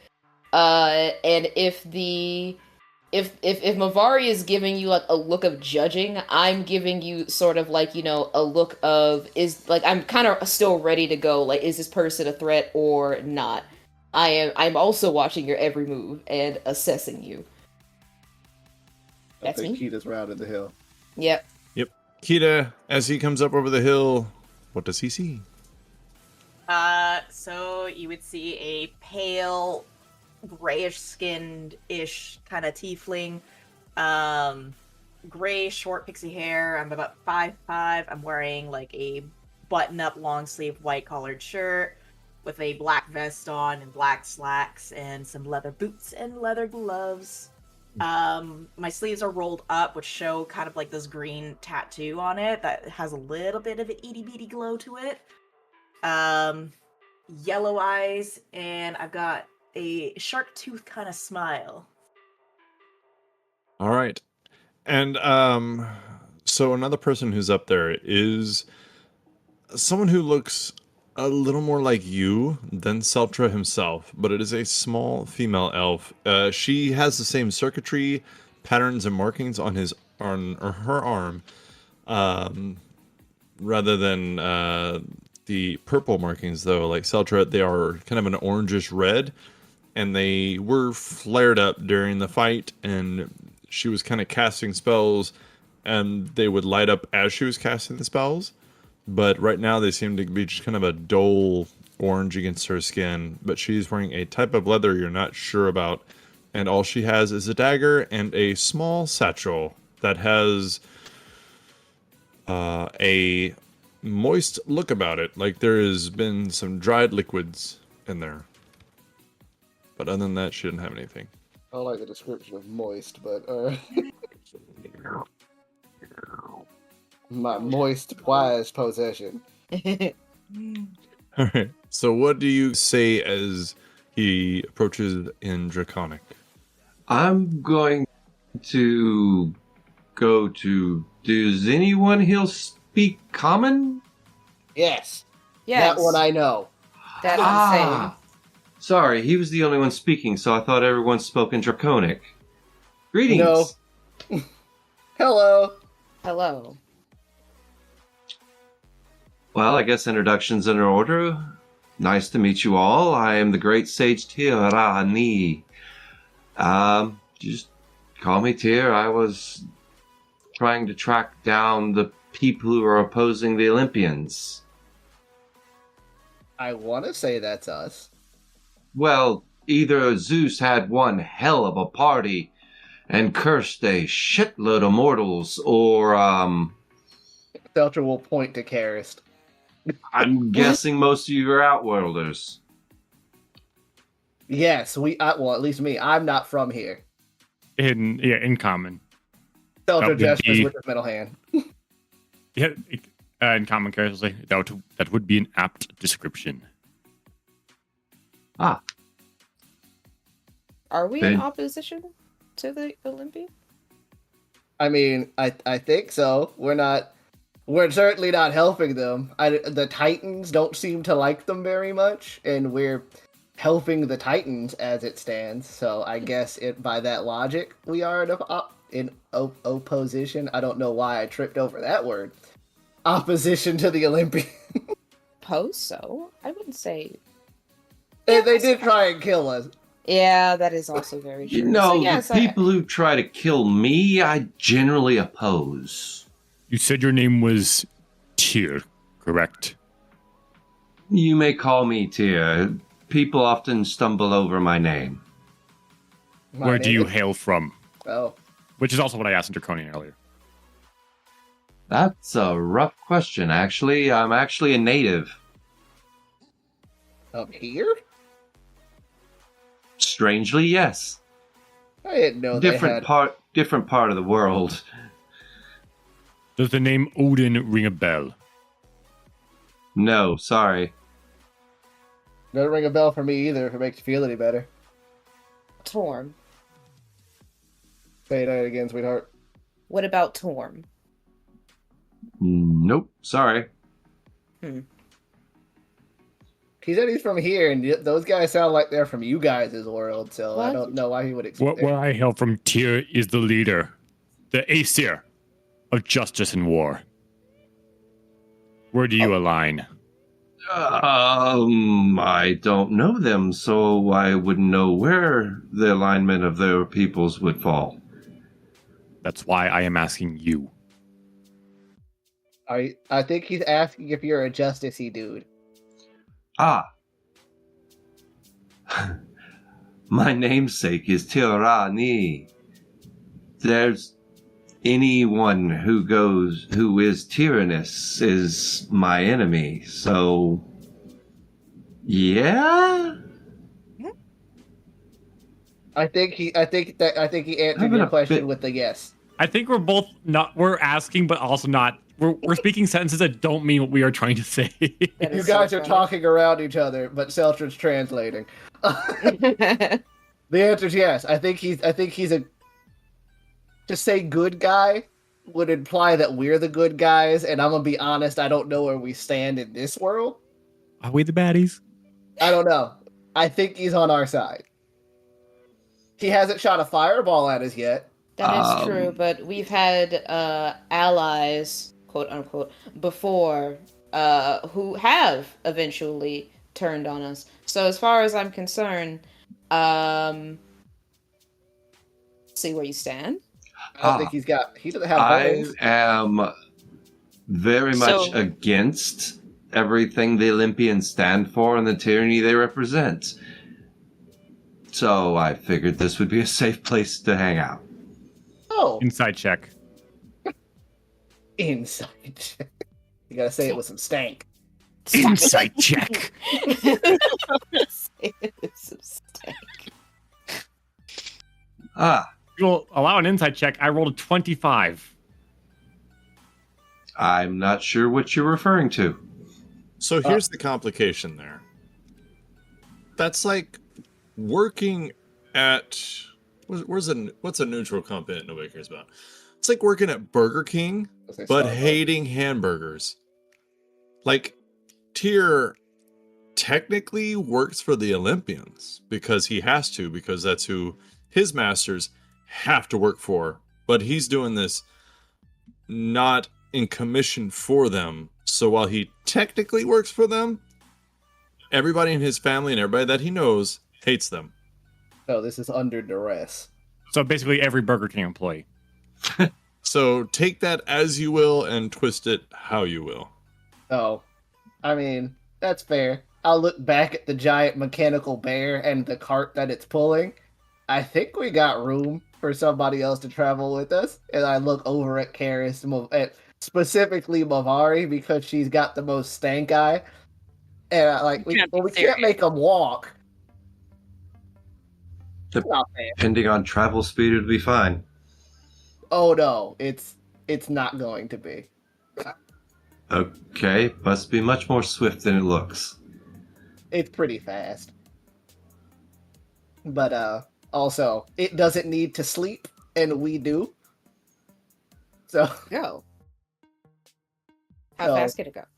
I gotta open it. Thank you. You have it. I'm teasing. I know. I've been wanting to unfasten it and take it out for a ride, but you said that it doesn't. A regular movement speed of 40 feet. Ugh.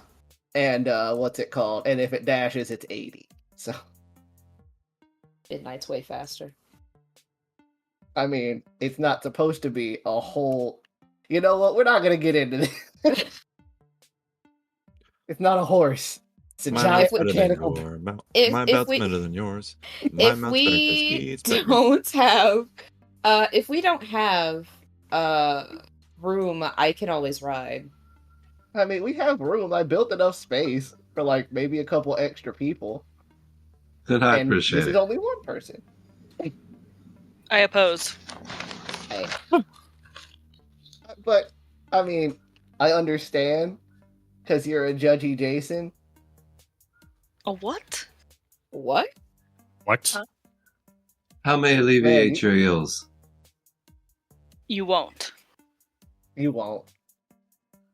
Alrighty. I don't think we've alleviated her ills yet.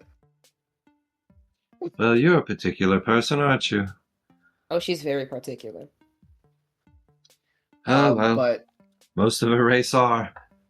She'll warm up to you in time, maybe. We'll see. Oh, well, You can sit next to me, Mavar. that's fine. I appreciate it. I will kind of like gesture towards LFD to go get the cart and bring it up to us. I didn't turn it off, so he could just kind of get it to come towards us. Oh, sweet. Yeah. I didn't have time to turn it off when I got shot. Yeah, true. Well, where y'all headed, if you don't mind my asking? Hold fast. Just kind of funny. So, where are you headed today? If you don't mind accepting my curiosity, you look drowish, but I don't recognize. What's your race called? Belcher will look kind of confused when you mention that he is a drow. And be like, I'm not entirely sure what that is, but I am a coastling elf. Or coastling. He doesn't call them elves. But he is a drow, yes. What? Coastling? What are the aspects of your culture? Well... we can have a long conversation on the ride. All of you are quite unique. I mean, fair. I was going to ask you questions, too. I've done this with everyone. I'm going to assume you're doing this while on the road. Yeah, we will go ahead and gather up in the cart. Heading to Palatry, by the way. I thought we were going to go... I thought we were stopping to get to... Asinus? Yeah. Unless Palatry is the one in between them. I might have miswrote. It does. I'm sure you got it. Well, there are two places, because I thought that we were going to Palatry, because I thought that's where the children are being held. True. You're right. We need to go to the Childville. Oh. I don't like that sentence. I don't like the way that sentence made me feel. Nope. In the cart. I don't like the way that sentence made me feel. Nope, in the cart. We're getting in the cart. Asinus is where the children were being held. It's to Asinus. That's where the women archers came from. Ah, okay. There we go. That's where I thought we were going first. Okay. All right. So then, yeah, we are going to Asinus then, because sorry, I had two things. All I have is Palatry, where we're going, and Asinus is Archer Town. But now I have to put Palatry is children. our final destination. Hopefully, not in the literal sense. Hard to say. Here's hoping. Life is what it is. I think Mavar wants you to sit closest to the door. Either's fine. I have no particulars. So you guys get in the cart, talk about your races and what you are, and you can go ahead and talk about what you want as Darren rolls a D100. Alrighty. Not in this yet. Well, as I said, I am the great sage Tirani. I am an Astriel. Let's see. Since this world has nothing like what I am, I believe in other worlds they're called wizards, or sages, or mages. I know what those are. I don't. We have lots of those where I'm from. And but he is writing this down. Shelter has like a notebook and a pen and he's writing it down. I personally, since there are no magic users on this world, I consider myself a Regilic artist personally. But I'm mostly very much a sage, and all of you are quite fascinating. They don't have magic users? I mean, have you seen any wizards? Wizards specifically, no. Clerics, maybe. Oh, that's a whole different thing. Those entities walk the land. That's understandable. So here, you walk wizards... the land too, do you not? I meant deities walk the land. Everywhere. Yeah. Instill direct power. Loaning of power itself. Interesting. So wizards. Huh. So wizards are of the celestial variety? There, I am, but that's... Most wizards aren't. Technically, where I'm from, wizards are like me, except they do more magic and less. And he kind of gestures towards the cart. This. Okay. Because wizards are more scholars. Where I Some. come from. Karis would like to collect all of the masks. So do they stack like chairs? They fit inside of each other. They're all exact same size, exact same shape. Wrong Okay. person. Just different colors. Which, this is the first time you've seen different colors, so there may be something to that, maybe not. So, you guys start to get into the evening as the landscape changes. You guys get more into a grassy area, and you can see trees ahead of you. You could probably guesstimate it's probably around 3 to 4 o'clock. You can see the sun's kind of bending over the sky, so you don't have too much longer, although still quite a few hours before the sun sets. But as you start going into this wooded area, you can see the trees get thicker and pretty much very thick. And you are aware that these were, I don't want to use the word Amazons, but Amazon type women. They were dressed in like kind of tribal gear. They looked very nature related. They were dirty. They looked like they were living in an area of forested trees. So this could be a good sign, but I just want to ask before we go into the wooded area where you don't know the lands, how do you want to handle this? What's it called? So during the trip, I would have liked to have had Seltra at some point identify those bows, but separately, once we start getting towards the woods and it starts to get a little bit harder to navigate, I will have Seltra look through Randall's eyes in LFD to try and see if there is a road, like a thin enough, like a patch of trees that is wide enough for the bear to start getting through, or at least start pushing down trees and walking through. Or, yeah, pushing them down. If they are in the way. Yeah, there's a path that you could get through. It's mostly for people walking. Like you can see, there is a clear path where people have walked through. It took a little bit of looking, but for the most part, it's not that hard to find. The difference, or the biggest difference, is that there's a few bushes that the cart will have to push over, and unfortunately, that means you'll be more exposed. If somebody was trying to find you, it would not be hard at all. And sorry, go ahead. Oh, and I'll send this to you, but the bow is actually called an Underworld Bolt. Okay. And it's just a regular bow, 1d8, except for its necrotic damage. Every time you go to pull back, as if there was a string, a purple energy kind of appears there. And if you hit, the target can't regain hit points until the start of your next turn, or the user's next turn. Neat. Yes. What's it called? Before that, Seltra, before we start pushing, before the bear cart starts just knocking stuff over, Seltra will say out loud, though he still cannot see or hear anyone. So do we want to try and do this quiet, or do we want to just, like, barrel through? Can the bear be quiet? Can the bear be quiet? Seltra can't hear you.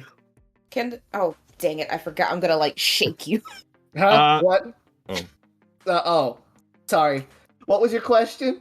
Can the bear be quiet? Seltra kind of looks at the size of the cart, and then the size of the bear.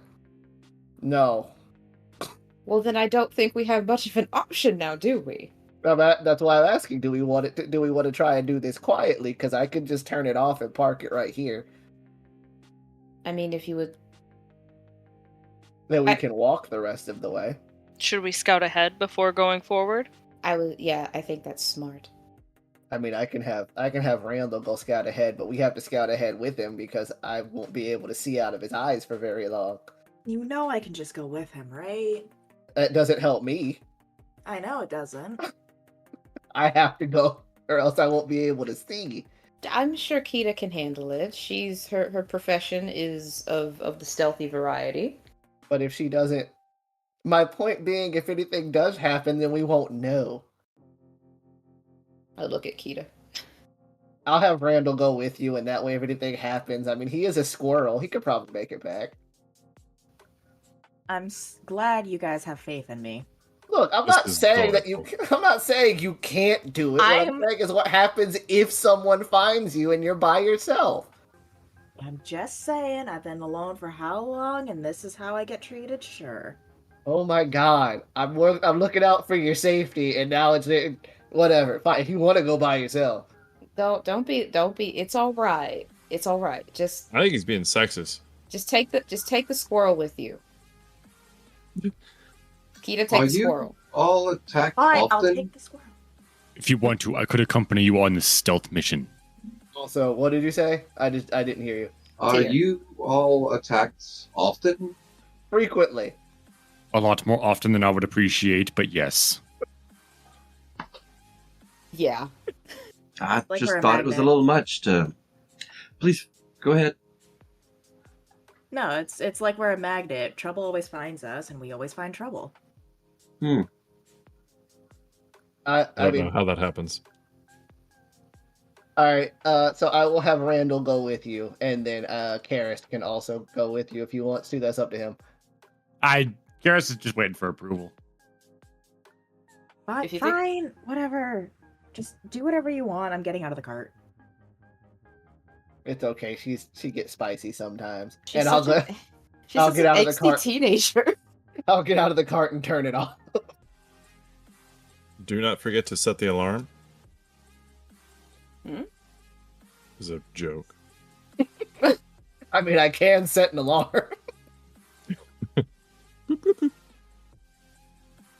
But sorry. All right, so you guys get out of the cart, go on foot. Niskita and Squirrel, Randall, Yes. go ahead and scout. Is that right? Karis, are you going? I Go. wasn't sure what the plan was. He was offering to aid. Just go. Just go. Yeah. And the big dragonborn that can't see is gonna follow. I thought you were going to turn into something. Damn. Oh.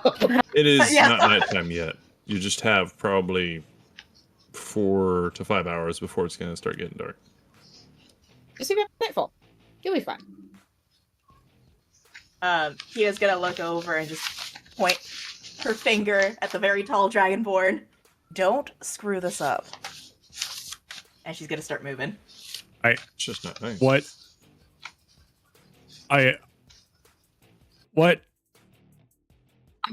He's gonna follow along after having to think about that for a bit. I wasn't sure if that was you role playing or your mic cutting out. No, that was me. What? Being shocked that the woman who can't hit anything with a weapon is telling you that? I'm kidding. I just came to be like literal muscle support. Oh. Not much to screw up. Karis, move the tree. Okay. Stand right there as I shoot this cannonball at you. All right. So out in front by themselves is Randall and Niskita, correct? Yeah. Okay. So Niskita and Randall, if you would please roll stealth checks and perception checks. And Tyr, what is your passive perception? I think Mavari still rules with her 19 passive perception. I think she'll always be on top, but I just don't want to double check.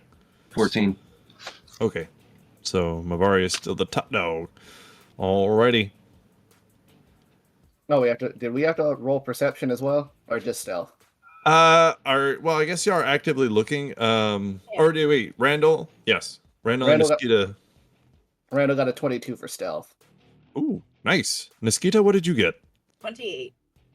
Jesus, y'all. All right, fine. Nobody's gonna see you. Yeah, but I can't stab anybody, apparently. I'm not fucking with you. One of these days. Perception checks. The two out front. I got a 12. Oh. Randall got a 21. Well, screw that squirrel. Okay. So you guys are stealthing how far ahead of the party? I don't know. As far as Keith is concerned, I don't know. What's it called?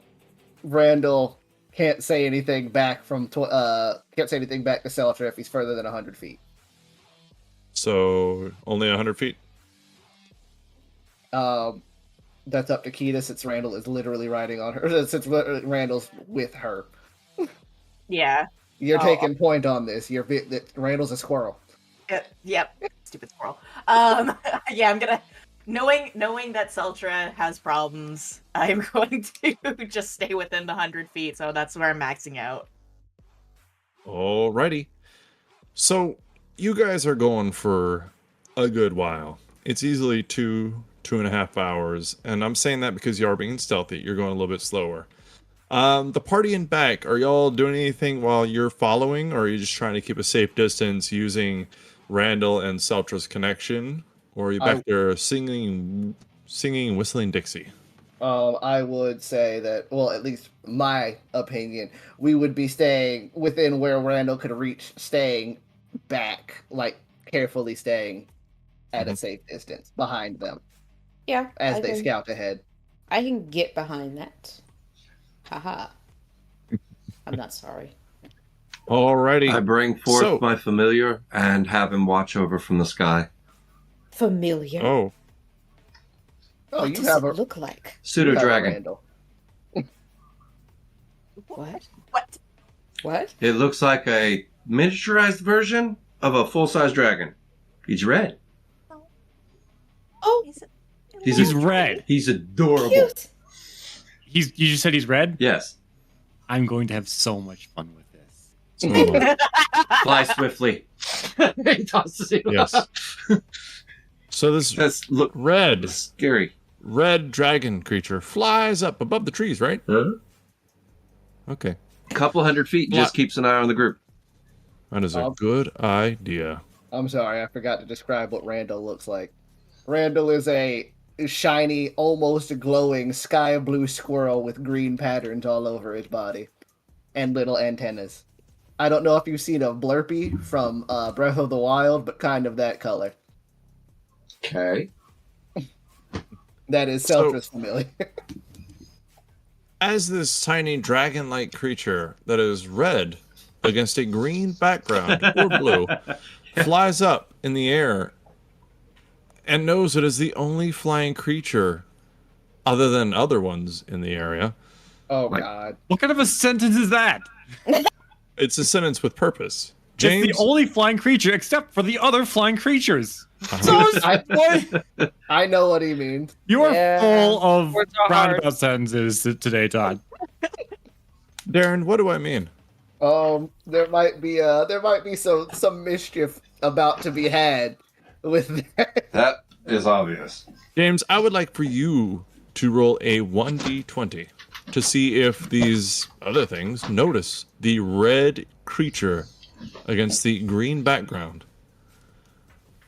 Must be very muted colors of birds in this area. There are no birds in this area. They're not birds.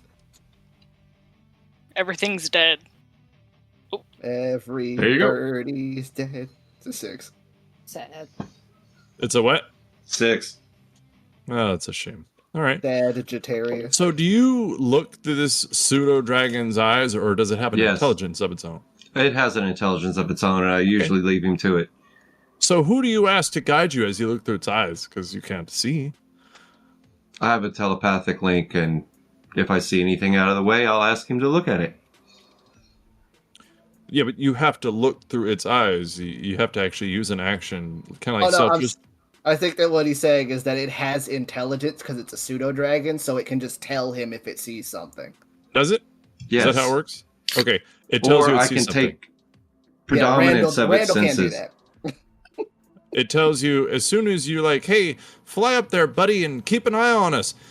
It screams almost, help! There's demons flying around. Help! Get your ass back here. It flies back down. We're done. We've got some demons over there. Gosh. So. Oh wait, no, Zeltra can't hear you. So as most of the players, or I'm sorry, characters already know, because they have been through this with his bird before, they could probably tell you there are no animals alive anymore. The demons killed everything.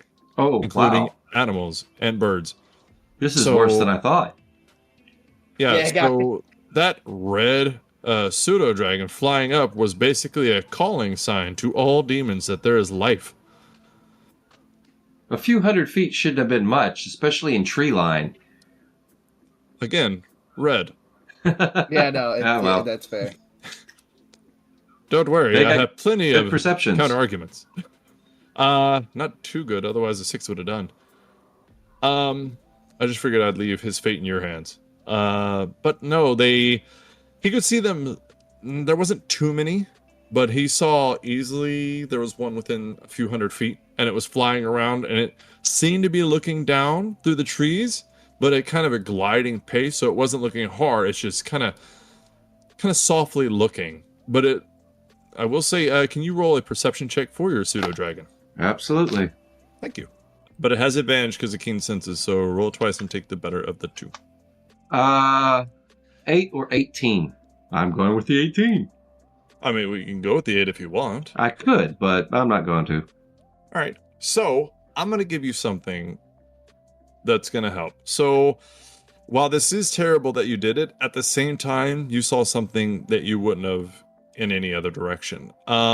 So it did see scattered around the skies, these demons kind of flying, and they're gliding and just kind of casually looking down. However, to the west-northwest, by about 1.5 miles, there was a group of them. And you could just barely see it in the distance, but it looked like they were all headed west in a group in that direction. And when they were flying at a slower pace, not really gliding, more of like a hovering, going ahead a little bit, hovering, going ahead a little bit. But other than that, he goes back down to the ground, and that is when the characters all inform you all the animals dead. And we will just summarize what I told you before, because they already knew that. I summarize and tell them what I saw, and that they're most likely tracking or trying to find something, and anything that larger group of demons wants to find, we probably want to find first. Yes. Should I? I shake Seltra. We have demons. Where? Seltra looks around. And I look at range and distance. What he said. Okay. 1.5 miles. Okay, so are we going towards them? I'm new here. I'm going to rely on your judgment, but I would suggest doing so. I meant, is the direction we're going where they are? No, you're going more of a northern direction, and they are more of a west-northwest direction. Like they are moving west from a right angle of where you were going. Okay, so not too bad a detour. No, but they are moving away, and even though in a flying standpoint it looks slower, they are still flying, which is moving faster. So it would probably be slightly difficult for you to catch them unless you just full out sprint, disregarding stealth or perception. I can't really run and keep track of Randall. So I think I can't really warn Kita either because Randall can't talk. Oh. So that's not good. I mean, and then I will kind of walk ahead and transfer and do the same, or I'll telepathically tell Randall about the demons, and Randall will tap on Kita's shoulder and then point up towards the tree line. Yeah, Kita will gotta be like, what the hell's the squirrel doing? But she'll look up. Can she see anything? We'll just roll over your perception check and say no. Fair. Well, I don't know. Actually, roll a perception check because you might notice something else. Let's see. Perception is nope, it's not with a 7. You're bad at this. I'm really bad at this. So, should we collect our rogue and head that way? Yes.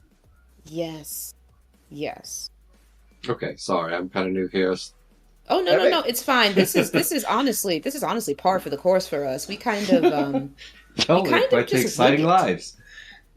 Yeah, we kind of just wing it here. Don't worry about it. You'll fall. You'll fit right in. So you're not Niskita, Randall. As Randall's making these hand gestures, you hear, not too far north of you, a very loud, shrill scream. It sounds distant, and it sounds like it's echoing, but it can't be more than 500 feet. Oh, lovely. That's the adjective I was going for. Yeah. I'm gonna kind of like deer in the headlights freeze for a second. I'm going to draw my weapons, and I'm gonna try to slowly back away. And I'm gonna be like, Karis, did you hear that? I'm assuming Karis heard that, right? Or I'm like 30 or 40 feet behind them, if that matters. Okay, so Karis, you didn't hear it. So you didn't hear that piercing scream? You what? You can grab the hammer. There was a scream. It was somewhere out there. Can I make an active perception check? Sure. 17? Actively listening, you don't hear the scream she described, but you do hear another one that sounds a little bit like it. I believe. Yes, I hear it. We should probably head back, tell the others.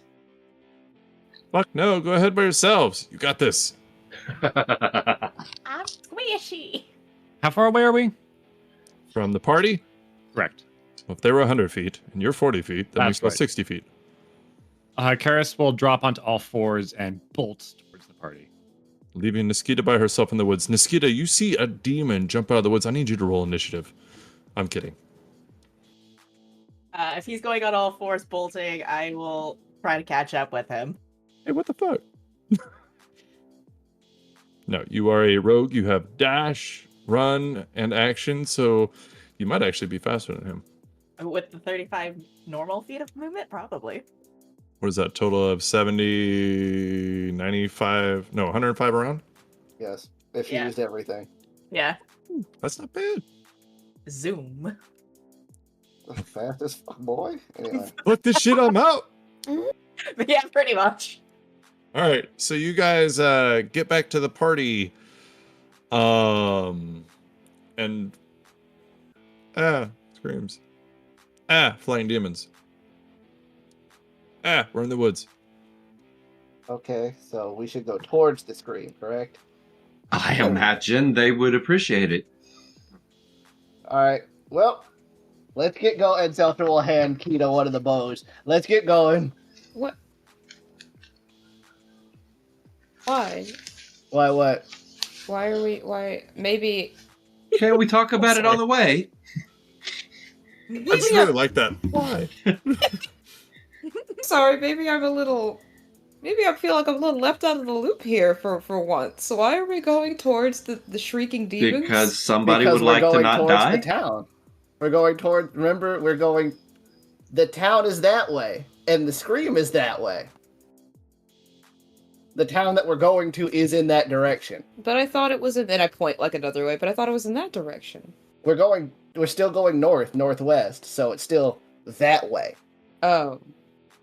We're not like making a hard right turn. We're going straight. Oh, okay. I'm sorry. As I look through the trees, I'm like, it's really hard for me to, gauge anything right now. Sure. Let's do it. And I get my sword out and hop out the back. Oh no, we've been walking. Damn sticks. I like trails. So yeah, we're heading in the direction of the scream. Kind of picking up the pace. Let's go. Okay. Yeah. So as you guys go through the woods, you guys come upon a sight. You can see that ahead of you, and you're kind of at the south side of this, it looks like a group of homes, and this is over the spread of hundreds of feet. Oh, I don't want you to misconstrue that. This is very large. It is easily, these houses are about 230 feet across from each other, but it's this giant circle. There are only, what is this, 7 houses. They're kind of spread out to be facing each other, but in the center there seems to be rocks or a hill of some kind, and it's all kind of grassy, hilly, not tall grass, just very short grass. Beyond these trees, it's like a clearing. Except for in the middle of these houses that are hundreds of feet apart, there's a problem. You can see at the very top of this hill, there are dozens of people grouped up. You can see it's probably about 30 to 40. And then around them on each side, north, east, south, and west, as if an OCD person put this here, there is a demon. A demon you have never seen before. A huge creature. You can't really see details, but if somebody would like to make a good perception check, I'll try to give you a detail or two. I will. Give it a try. I shall as well. Wait, there's no like direct sunlight in here, is there? No, we are coming upon nighttime. It is around 6 to 6:30. So the sun's getting real low, big guy. Never mind. It didn't matter. I got a 6. The trajectory of the moon and sun didn't matter. 21. Ooh, that's pretty good. Anybody want to try? I'm trying. Hold on. I have a 10 and a 13. All right. Let's see here. Karis, Bavari, and Iskida, do y'all want to try? Can I just use my passive? 19? Yeah. And I have dark really vision. Work like that, but I mean, it can. Like, you're just kind of strolling up, and do you notice it? Nah. All right, I'll see what I can You get. don't have to. It's okay. I tried with a 12. All right. So everybody's just kind of like, wow, these houses are pretty good for being in the middle of the woods. 18. See, that's pretty I mean, good. if you want to give the one without dark vision, okay. It's not. Yeah, it's not nighttime yet, and they are in a Okay. clearing. So let's give it a go. Come on, Karis. Believe in yourself. 13. Or don't.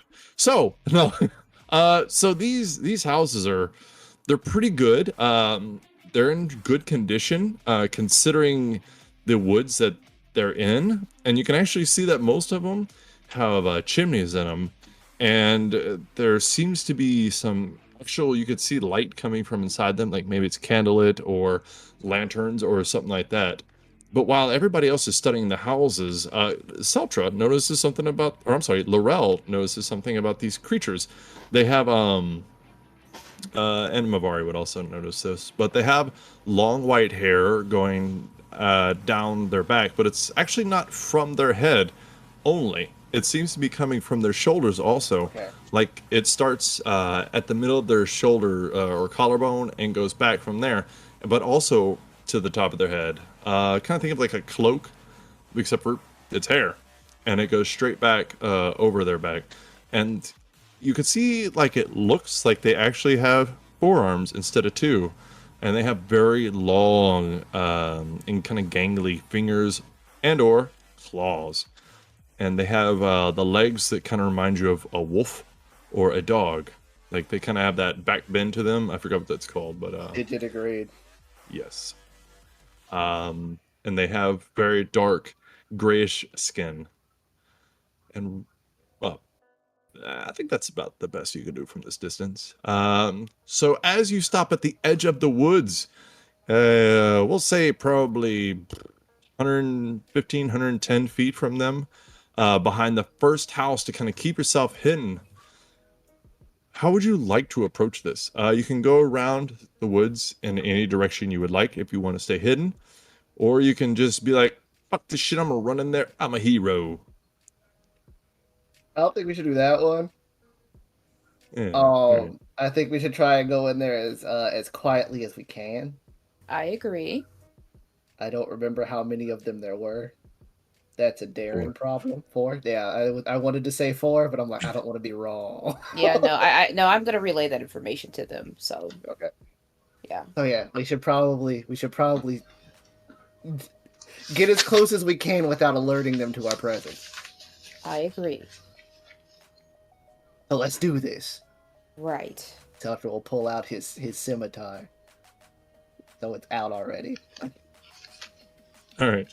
And then he'll also put put Randall back in LFD's head. Kita's gonna go invisible.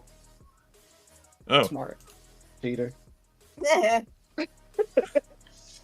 Telfer says that to Kita. Cheater. So, what's the tactics here? We're gonna try and get as close as we can without being noticed. To one of them or all four of them? Probably one of them at a time. So, quietly. Yes. I don't know how close they are to one another. Because I didn't see them. I meant to ask this earlier. Did the pseudo dragon ever land? Oh. He's on my shoulder. Karis will grab him. Oh shit. Karis, be nice. We don't have time for this. Karis. Work with the enemy. Karis, No. let him know we don't have time for this. Karis. Mating rituals will have to be for later. Takes 4 lightning damage. Okay, no. Stop electrocuting everybody. Stop what? Electrocute everybody. I don't have a choice, man. Stop touching things then. Okay, so I do have a choice in that case. all right. So you guys can see, as you kind of look around this building, that the creatures are kind of circling these people, and it looks like they're just standing there for now, not really acting. Everybody's just at the top of this hill, kind of scared and screaming every now and then. And just if one of them moves, then they scream, even if it's just to scratch its ass. So if they they're move, boot camp. So, definitely not friends. No. They do look demonic in nature. They do look big. They do look scary. Now that you're closer and only about 100 feet away, you can tell that these things are easily like 6 to 7 feet tall. Very hairy, red eyes, very large teeth. We see like the things in the center of them. We can see that, correct? Yes, you see people at the top of the hill, Okay. but they are not actively attacking. They're just kind of standing there looking at them. I think we should get that. We should draw them away from the people on the top of the hill. I was just about to say that. That's a good idea.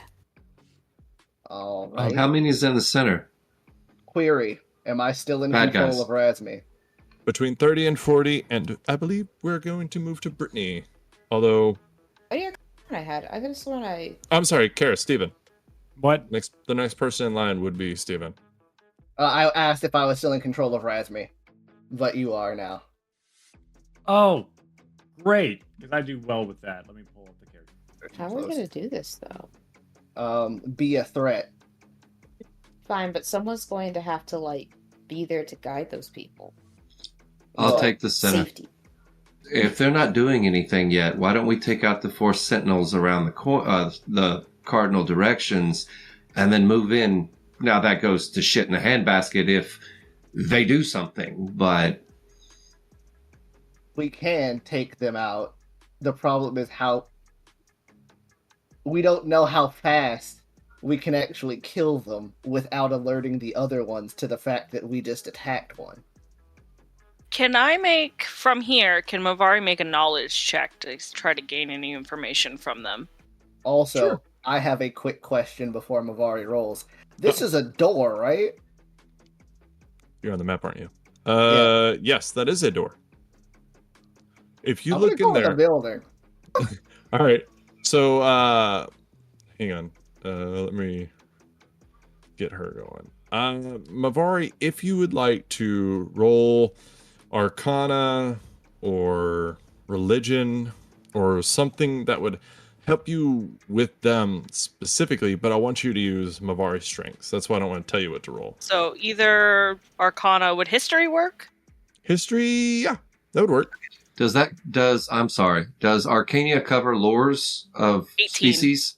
It kind of does. It depends on the lore, or it depends on the creature itself. Like these creatures right here, not gonna lie, if Seltra did it based on magic, he wouldn't really get anything back. The information I give is based on what you roll. Like, he would learn they are magical, they're from not this place, they could be summoned, they are the type of creature that you can summon and control. But as for what they are specifically, hard to say. And then, like, Mavari, she rolled at 18 and what now? History. So she's maybe heard of these creatures before. So they are actually called Dragloss. And they are basically summoned and used by higher creatures. It could be mortal creatures. It could be some of the mortal races. But demons will also summon them to basically be their bitch. Like, they're big, they're vicious, but in the demon world, they're kind of low on the totem pole. Mm-hmm. So I'll give you this one. They're immune to poison. Yay. Because, lol. They are kind of a sack of hit points, but like I said, they're lower on the totem pole, so while they're big, that's mostly it. Although they do hit pretty hard, and they share some natural spellcasting abilities with other creatures that are mortal. That are racial kind of thing that just it comes with them. It's their thing. Okay. Mavari shares this information with the group. Seltra, going into this building, it's a little strange. So it's not exactly a big building, but considering you're out in the middle of woods, it's pretty big. It's about 20 feet wide, about 25, 30 feet long. And it is actually nice inside. You can see a bookshelf with books on it. You can see a desk, a little love seat couch with cushions on it that are velvet. You can see a couple of benches as you come into the right side of the wall. You can see there's a fireplace with a fire going and a chair that is pretty nice, actually sitting in front of it with a little end table next to it with a book on it and a drink, like wine. And then there is a dinner table with 4 chairs and places sat on the left side of this wall. The odd part is our sleeping bags. So this place looks like it was made for people to stay in, but it's taken on some... Considering what you know, you can probably deduce that it's taken on some refugees. Like, this was the archer's home, but as people were fleeing, they might have fled here, and they kind of took them in. I see. But there's no one in there now, correct? No. Looking in, Seltra's going to quietly open this door and step inside.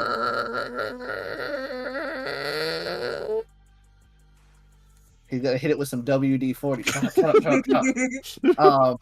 Is there mostly what I want to see, is there on this on the opposite end of the door, the opposite wall, is there a way to see outside? There is not. It doesn't look like there's windows in this building. Ah, okay. That was mostly my question. Let's see. He is going to step around and peek over the corner to see the demons. All right. We can try and pick one of them off at a time. The problem is we don't know if trying to pick them off one at a time is going to alert the other ones, and I can't pull them far. One, I'm not close enough to pull any of them, and 2, I can't pull them far enough to us to be able to isolate them one at a time. We don't want to agitate them to attack the people on the hill, but we also don't want to not do anything.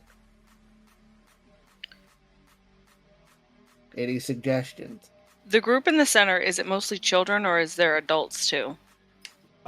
Looking at them, looking at a group of 30 to 40 people, it's hard to see. You do not see any children, but if they were in there, it might be kind of hard to see them because most likely adults would be blocking the children or the children would be mixed in with them. So it would be just hard to see somebody who's smaller amongst all them. Okay, so this isn't exactly the group of demons that are taking children.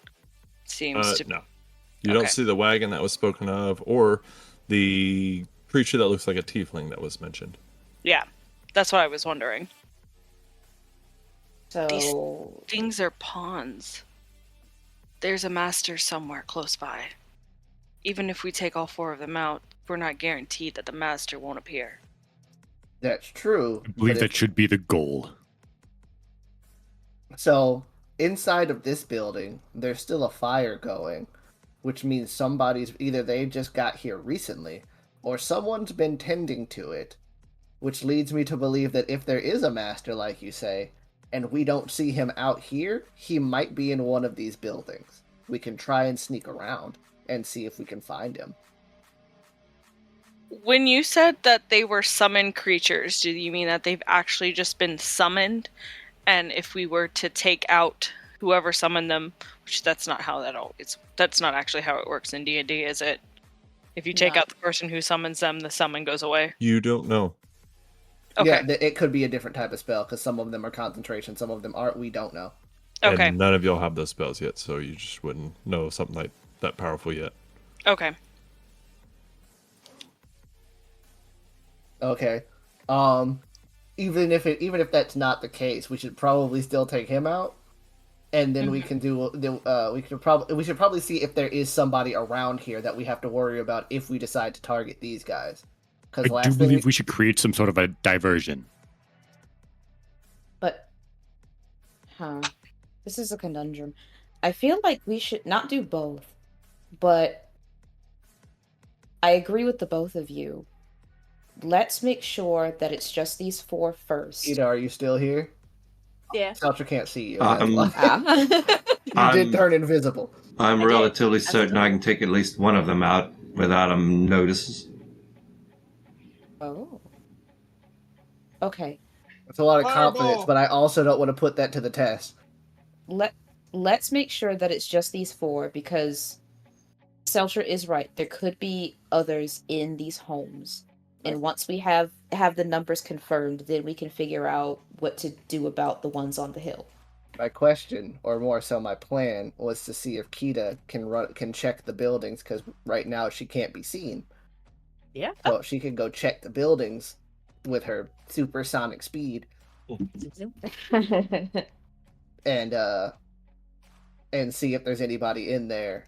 We can try and come up with a I don't want to say distract. We can try and get these guys, because we don't know what their orders are. So we don't know if they will attack us, or if we start attacking them, if they'll just kill everybody on that hill. And that's what we want to try and avoid. Agreed. So, Kita, Mm-hmm. you wanna go? I'll go. Okay. You don't have to bring Randall with you this time if it makes you feel any better. Does. I will send Randall to the building to the left side of the circle. And I will go to the right. Alrighty. So as you get to those buildings, it's kind of the same thing. It seems out of place. It's nice. There's a fire going. There's places. There's books. There's shelves. There's the nice couch in the one that Niskita goes to. There is not really a nice couch in the one that Rando goes to, but there is a desk that looks like it was recently used. Satra is aware of how ink works, and the ink bottle, the lid is off of it, and it's not dried out, and you always recap it because the ink will dry out, but the cap is off of it, so it must have been used recently. And in both of these buildings, like the other one, there is the sleeping bags on the floor that just seem out of place. This door isn't open wide enough for Randall to just go inside of the building, is it? Or is there any way for him to go inside? Which one, this one? Yeah, the one to the left. No, the one that Rando went inside, yeah, he's able to go inside. The door is wide open. Okay. I will have Randall go in. Seltzer will step just a little bit beyond the door so that he can still keep beyond the wall. And he will put his hand up against the wall and look through Randall's eyes to explore the building. All right. Is there anything written down on the desk? Yes. It looks like there are letters.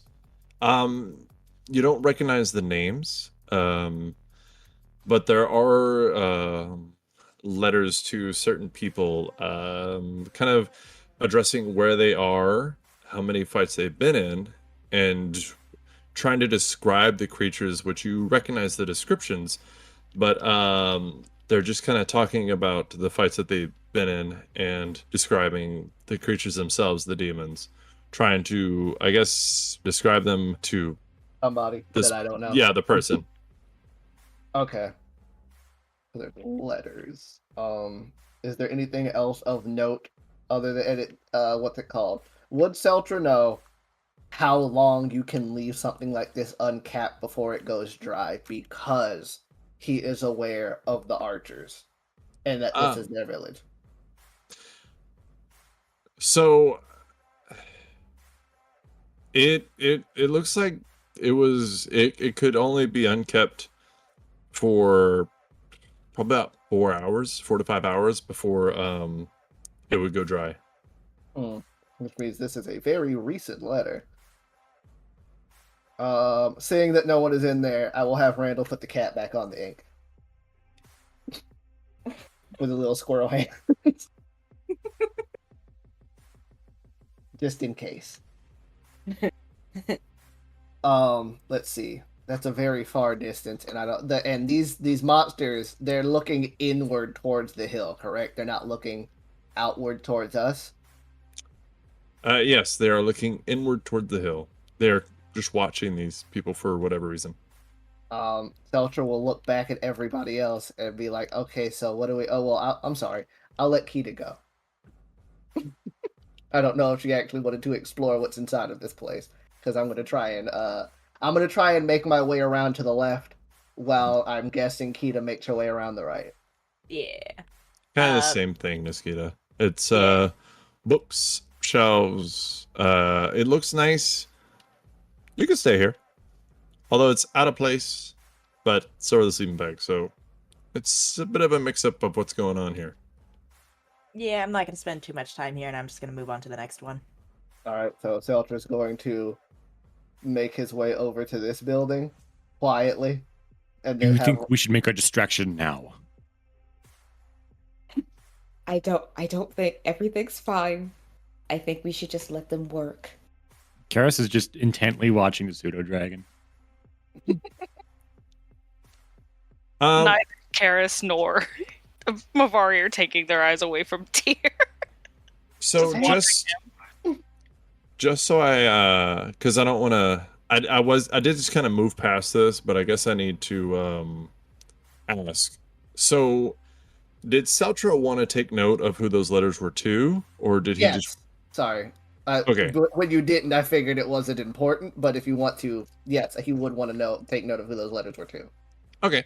So I will send that name to you, and then if you ever want to bring it up, you can. If you don't, it's okay. Okay. Yep. All right. Oh.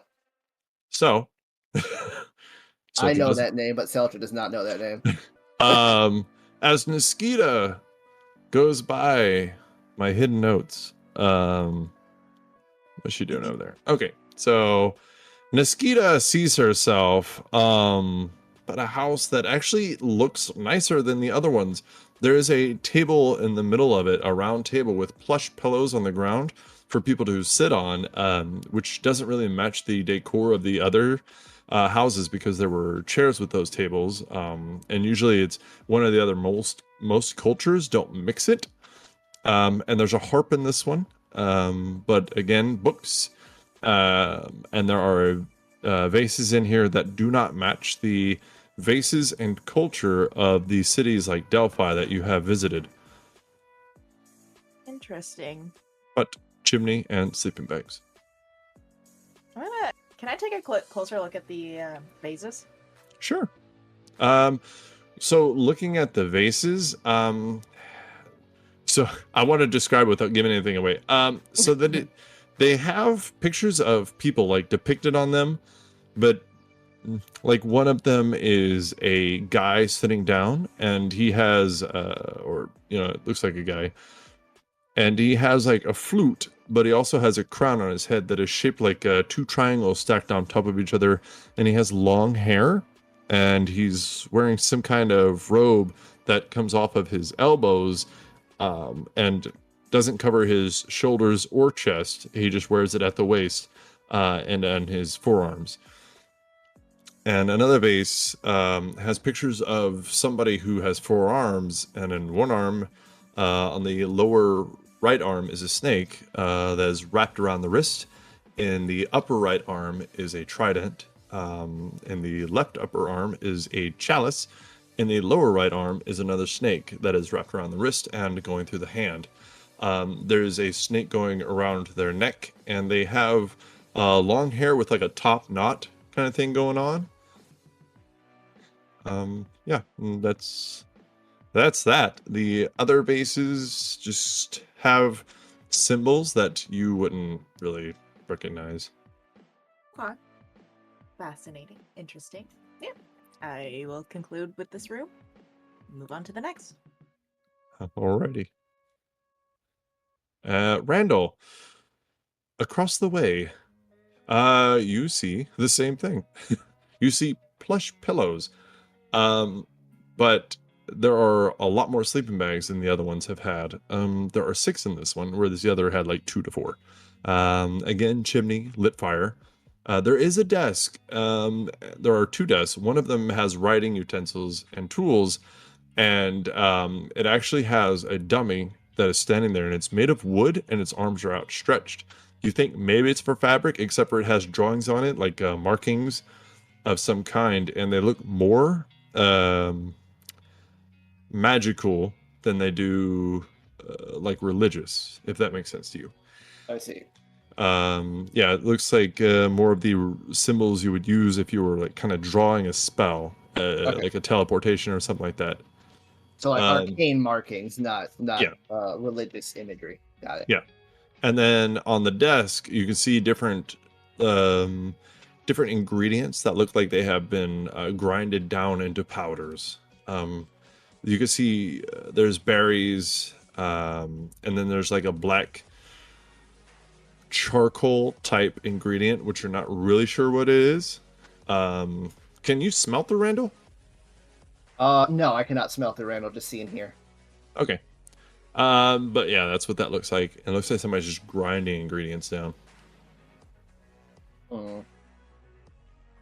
Now, I have a question. Since I can see through Randall's eyes, could Seltra roll an Arcana check to see if he knows what this magic stuff is? Sure. Roll an Arcana check, please. Alright, yeah. I was just asking, because I can see this stuff. Here's hoping that I roll a decent one. 14. 14. So the symbols themselves, they do look like identifying symbols. Like somebody's drawing these symbols on this mannequin type thing, trying to use it as like a constant way of detecting magic. So it looks like some sort of magic sensor. Yeah, like if you somebody could use a command word, and then it would actually detect magic around this mannequin. But you don't know why they would do that. That's weird. Does it look like it is active, or can I not get that? Like, does it look like it has been turned on, or that it has to be turned on? It looks like it has to be turned on. Okay. And that's, I don't want to say the extent, but is there anything else of note in the building other than the magic symbols and all that jazz? And the door was just open. Randall could just walk in? Yeah. Okay. It doesn't look like there's anything of note. Alright. So Seltra's going to make a note of that. And then I'm going to, if they are, you know what, feeling a little froggy, they didn't notice me go to this building, so Seltra's going to go to this next, the one where Randall was in, and have Randall go to the next one on the top left. Alrighty. So, and Miranda, did you move on? Yeah, I did. Okay. Niskita, you go into this little area, and you can see that there are more sleeping bags in here. There is, what is it, 7? 2, 4, 6, 7. And you can see there is a roaring fire, fresh food on the table. You can grab a snack if you want to. I won't tell. It looks like there is boar that has been cut up and prepared very well. Smells delightful. Books, shelves, nothing unordinary considering the other houses. Okay. Is there a house at the top there? You peek around the corner and you do not see another house. And as Randall starts going into this one, you can hear screaming coming from the center of this hill. And you all kind of look around as you see these Dragoloths actually moving up the hill towards these people at the same time, encircling them and getting their claws ready. And we'll see about that next week.